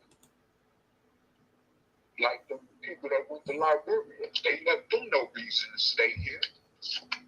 Well, today, you leaving a lot of brothers and sisters feeling like it's no reason to stay in America. So yeah, you gonna tell them, like you tell them they shouldn't go outside their race. You gonna tell them not to go to another country, but you don't give them no reason to why they should stay in America, other than to keep putting up with the fire they putting up with here. You see, that don't make no sense. And I'm not saying this because I'm defending people that want to leave the country and go other places, when we should be over here together, working together to carve out a better existence for ourselves here in America. But you leave black people with no choice. And that's, again, going back to what I was saying, the same thing applies. That when you tell a black man that you don't need him, that you don't want him, well, that same concept applies. So he say, nothing. I'm going to go get me a I'm gonna go over here and get me a snow bunny, a pink snow bunny, and don't give a damn what you or anybody else say or think about it. You see what I'm saying? So this is what we at. And because we don't have love or care, understanding, or consideration to open our minds to that fact, is why our people gonna do whatever they got to do to survive. Mm-hmm. Because that's the only mode we living in. We not really living. We only living in survival mode. See, Exactly. You know, that's what you give them no other choice but to do that. So stop telling black people what they should. In other words, stop telling Negroes, stop telling another slave what they should do and what they shouldn't do, and apply your own message. Like Teddy, like what's his name? Used to say, Barry White, practice what you preach. You know. So yeah, that's where that's at. You know, people, you know, people ain't got time for that. You know, you running around, you know, trying to convince and tell other black people what to do. You just another damn slave, Negro. And that's just the bottom line to that. And that's what the society look at you as. And until you do something else different to change that narrative for real, that's all you're going to be is a damn slave. Including myself, including Brother Snuff, including Brother Denzel, including, you know, the deacons of reality. We all still going to be slaves until we do something else. That's right. Entirely different about this situation. Until then, we don't need to be telling another slave what to do. And that's part of our problem. We always telling another slave what to do. You know, you already talking about, well, why don't you lead the charge? No, let's commonly come collectively together. Mm-hmm. All that talking about leading the charge ain't got us nowhere. Exactly. That's why we got a bunch of the leaders that was assassinated. Mm-hmm. And to this day, they families have been forgotten about and all kind of stuff, let alone the living. Those that stayed alive, that's languishing in prisons because they was trying to fight for us to be liberated from an oppressor. We forgot about them. So don't sit up and tell another slave what to do. And with that said, yes, sir. I'm gonna pass the mic back to our brother, Angel Snuff 7, and thanks for letting me speak. And peace to everyone who's listening and who will be listening when this video is posted. Yes, sir. And last but not least, brother Denzel, did you have any last? Yeah. Okay, go ahead. I just got one more thing. I keep it short. Hey, I think one more thing about family that I think black people don't understand, you know, the idea of it. You know, a lot of these pro-black people, you know, when they say, you know, they related to the ancient Egyptians, Mm-hmm. but I just found this out. But you know, a lot of the dynasties, most of them practice incest. And I thought about it, they didn't have an understanding of family. See, they were so busy into keeping things into themselves that King Tut, like, he had health problems. Yeah. And a lot of people don't even know that. And I'm just saying, if you want to learn, they don't even understand. A lot of the pro-black people don't even understand that. You know, they didn't have the idea of expanding their family outside. Mm-hmm. It would be beneficial, but they didn't understand that. And you know, and see, that's the reason why I can understand the importance of family expanding. Because if you're not going to, you know, develop a community where everybody is treated the same, therefore you're able to work together, you're gonna fall. You know, That's right. you're not gonna survive. So, and apparently King Tut was the last of his lineage. Mm-hmm. And you know, after I found out that sick stuff, you know, I was like, you know, I couldn't believe that. The dude had, I mean, he just had health problems, and you know, that's all I got to say. That's it. You know, it's just one thing. Yeah, I've been bringing that up too to them. They get quiet. They don't talk about that. We part of royalty. I said, what? I said, so you practice incest, right? Because that's what they was doing. Not only the Africans, the Europeans did it to all that royal stuff because they didn't want to mix their blood with, you know, with the peasants, you know, regular folks. So they kept it in house. They did the same thing in Europe too. I said, y'all nasty. You know, these people sleeping. You know, sons were sleeping with their daughters. Fathers getting their daughters pregnant. You know, all that crazy stuff. Matter of fact, what they say, son kill their father so they can marry the mother. Crazy stuff. The royal people was doing crazy stuff. I know, no. And then when you think about some of those ancient people, they was doing some crazy stuff. They was into human sacrifice and all kinds of crazy stuff. I said, no. You can be an African all year. Go ahead and do that. I can't do that. I want to make this point, and maybe you brothers want to comment on it too before we split. About this sister, she's a judge, being nominated for the Supreme Court or whatever. Me personally, I'm not excited about it. It's nice, I guess, whatever. I would rather have my own country, my own, something that I can control. The hell with the Supreme Court. I don't give a damn. And I also do understand that her mentality, she don't give a damn about black people like that anyway. So I don't know what you're getting excited about. It's just symbolism. Ooh, a black woman on the Supreme Court. She don't give a damn about you. She don't give a damn about the community. Clarence Thomas, who's already in there. Yeah, he don't. You know, he don't care nothing about no black folks or whatever. He ain't never shown no love. You know, just because it's a black face there. His ass, Trump loving Caucasian wife. Yeah. On top of that, go ahead, brother. Excuse me. Yeah. Well, all I want to say, because we was talking about. Was it you or Denzel? You was talking about the brothers. Oh, you just talked about that, Taalik. You was talking about how some of the brothers don't know how to step to the sisters and they reject the sisters or whatever, and they or the brothers. They're afraid to step to the sisters because the sisters rejecting them. Yeah. Keep rejecting them. Yeah. Now see, look. Now a lot of pro-blackity black married that white man, whatever. You know, that's the first thing they would say. But if you look at this sister. You and I both know, in our hood among us, she's not going to be Miss Beautiful.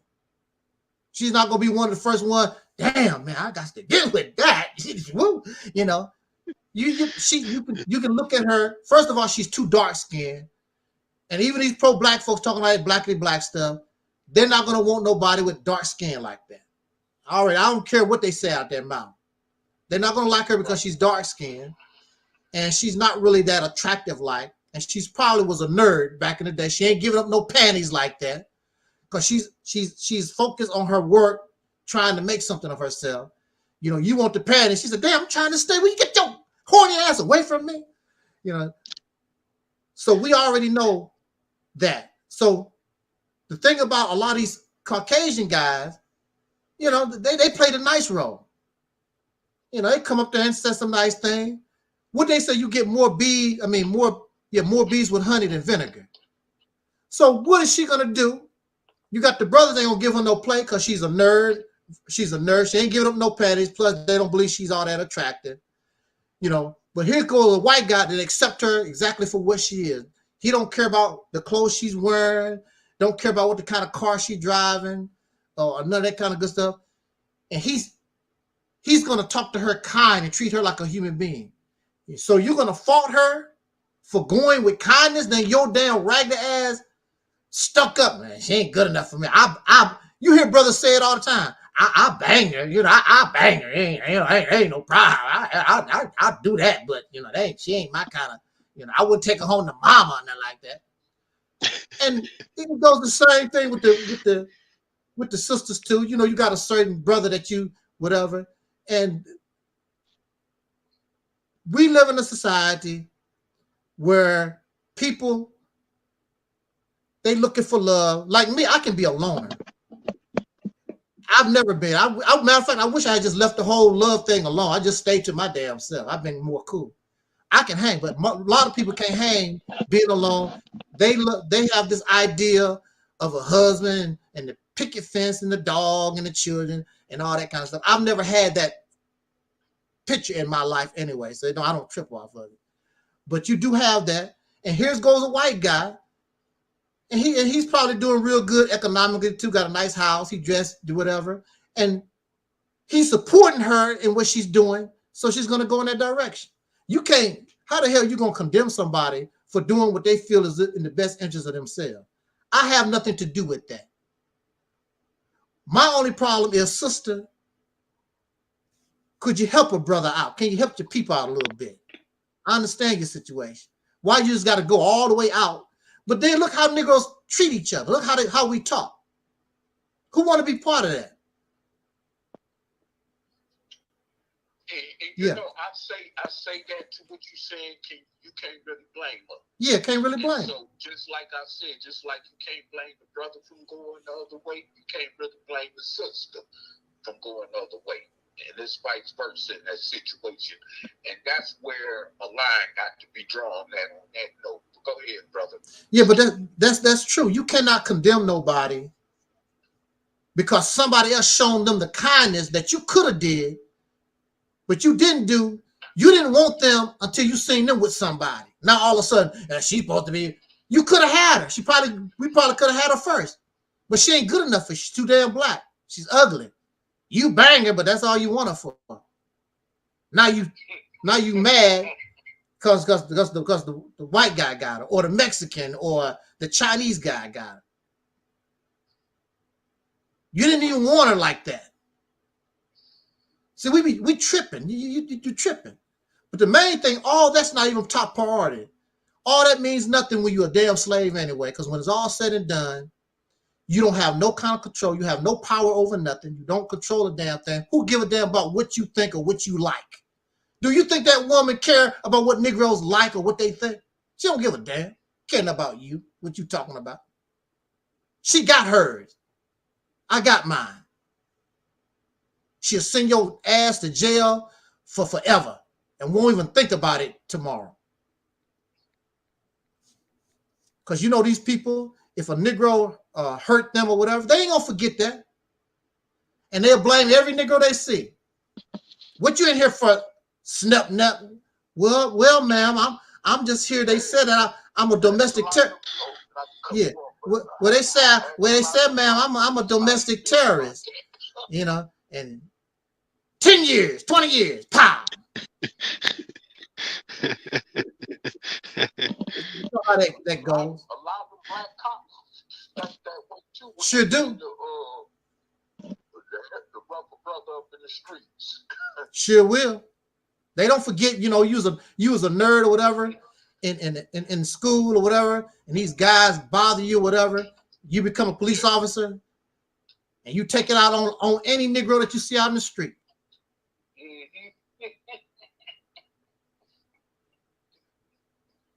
That is true.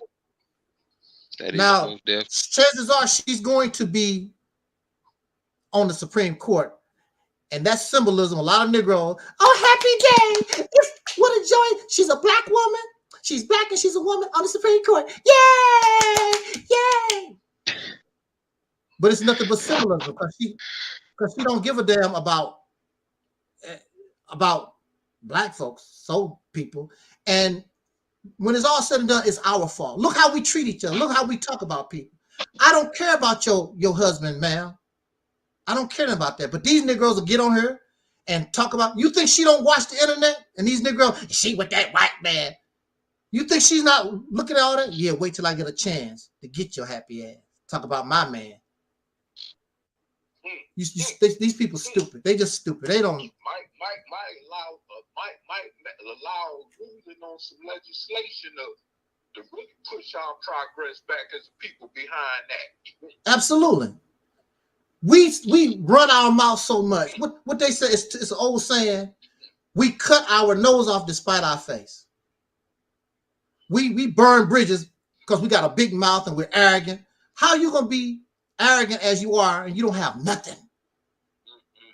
You should be humble as possible. You don't even have nothing and running your damn mouth. These blackity black, that black power, Pan-African, all that kind of stuff makes things worse for us. And we have people that actually listen to that garbage. You're making things worse for us because you don't have nothing. There are people in positions that can change things for us, that might do something for us, but they won't do it because fool, because you talking stupid. I would say this, huh? Remember Sister Maxine Waters used to be very prevalent in the black community? Yeah. Speaking out on certain issues? Yes, she was. Well, you don't hear her like that no more. Well, she's older too. How old is she? She's not. She's probably in her 70s, 80s. Yeah, now, she's not. Still, Mm-hmm. you made a good point. That may be one of the reasons why she's not as effective, also beside her age. Yeah. But that may be one of the reasons why she's not effective. Just, remember she exposed the federal government, the CIA, for being the reason why crack cocaine was put in the black neighborhoods around America, and she got no support. Yeah. So, people forget that. Maybe that's why she probably just said, well, what the hell with these Negroes? They ain't gonna get behind me. Absolutely. I ain't gonna help them. Hell with them. They don't want to help themselves. Right. Let them go to hell. Yeah. So you're right. You know what I'm saying? Negroes get out here, and we already, it's bad enough, we are already an emotional people anyway. You see what I'm saying? Right. So at least you say something. The least thing you say that's negative toward any black person that's in a position to do something about our plight in this country, you only making it worse for us by running your mouth all recklessly like that. Trying to sound tough, whatever, and try to sound big and bad and then whatever. You don't have nothing. Exactly. Now, a rattlesnake can get big and bad because he got some poison for you. You can talk. If a rattlesnake was a person, they can talk some real stuff. Here you are, barely got skin on your hand, talking like you really got something going on. Only thing these people can do while you running your mouth, they can cut you. They can take you off Facebook. They can cut your electricity off. They can cut your gas off anytime they feel like it. Cut your food off. You have nothing. You're not in a position to make no demands on nobody on anything, and you're making unnecessary enemies when you don't have to, because you got a big ass mouth. Brother, I just want to say, let this be the last thing I say. Yeah. This last total thing I got to say related to what Brother Denzel, I heard Brother Denzel speaking about. As long as these pro-blackity black folks on social media keep going at it with each other over these frivolous debates and all this other stuff, they be going at each other over, eventually, like Brother Denzel said, somebody gonna get a bullet put in them. Because I can already hear it. Yeah. I'm not gonna speak on nobody particular, but people already talking about, you know what I'm saying, pulling up and somebody come to their city and right. They gonna have niggas waiting on them and this and that to do this and that. That sound like some straight up gangster-fied stuff I be hearing. But I'ma just leave it at that because this is social media. But I'm just saying, he right. He's 1,000% right. With this so-called, what's the point of this black conscious social media stuff when you're not really trying to do nothing to really liberate our people anyway? All you're doing is using social media as a platform, right, to spill your ignorance. Why don't y'all just get off social media and get on the ground and handle it like y'all say y'all willing to do? You see what I'm saying? Right, exactly. They go politics and so-called pro-black consciousness when y'all really ain't trying to really do nothing to liberate nobody. just want to get on there and run your mouth and stuff. So now, you know, you're using social media as a platform, you know, not only to exaggerate your gangster behavior over, but also to incriminate yourself. Because don't think you being slick by talking the way you're talking. Because if something happened to somebody, the first thing the white folks gonna do is go on social media and listen to who was talking, and because you know they know how to pin everything together. Yeah. You know, when they trying to put a case on somebody. Yeah. You know what I'm saying? And they hear what you said, and they link you right to that situation. Next thing you know, you're sitting in a jail cell facing life. All over something stupid that could have been avoided. Absolutely. Because you don't like or disagree with what somebody said, or over some debate, crack, and all that kind of stuff. So now, you know, but yes, this is going to end up turning into, you know, like they said, how the Crips and Bloods came about. At first, they were black organizations, working with people like the Panthers and the SNIFFY back in the 60s, you know? But they ended up becoming street gangs, the same thing like with the Vice Lords and the Black Gangster Disciples. They first started off as black community organizations in the 60s, and then that's what it came to. You see what I'm saying? So that's what we see in this pro-black conscious stuff on social media going. We see that going in a similar direction. And like he said, what's going to end up happening is that when somebody get a bullet put in them, ain't no turning back. And with that said, you know, thanks again for letting me sit on this panel, and peace out. Yeah, Tahaka Bay said he had some folks pull up to his house. Didn't he say that, Denzel? I think he said that he actually had people pull up to his house. Really? Yeah, but unfortunately, you know, nothing went down. But it's just a matter of time. It's just a matter of time because these niggas acting so crazy. They so emotional over stuff. It's just a matter of time. And one more thing about that, they like what I found out now is you know, like it may get to the point, you know, where they may, I don't want it to be like that, but they may start, other gang members may start asking you, hey, are you conservative? Are you ADOS? Are you all this? And if they do, then something may happen to you. And that's what they do with the gangs and stuff too. Like, oh, where you from? They ask you that. Like, what set you part of? Like, you from out north or that? And I don't want that to happen. And that's what I think. I fear that that's where all this stuff is going to start heading. It's only a matter of time before they get into it. Like, let's say if Brexit goes and try to get some GDs to convert to be conservatives, I'm telling you, guns are being pulled out. They don't play. And I just don't want none of that to happen. But I fear that's where it's going. That's it. You know, I'm gonna let it go. You know. Yes, sir. Okay, well, we're getting ready. We're gonna go ahead and let it go. I want to thank Brother Denzel. You're always welcome to come back, brother. I'm always send you an invite if you get a chance. You always come by and give us a little bit of your wisdom because it's much needed, and everybody enjoys what you have to bring to the session. Also, Brother Aleeyah, and I enjoy the conversation, and everybody enjoyed the conversation. I want to thank everybody in the chat room, Dickens of Reality and Mims, and everybody that was in the chat room. Those who are listening and those who will be listening to this broadcast later, I thank you so much.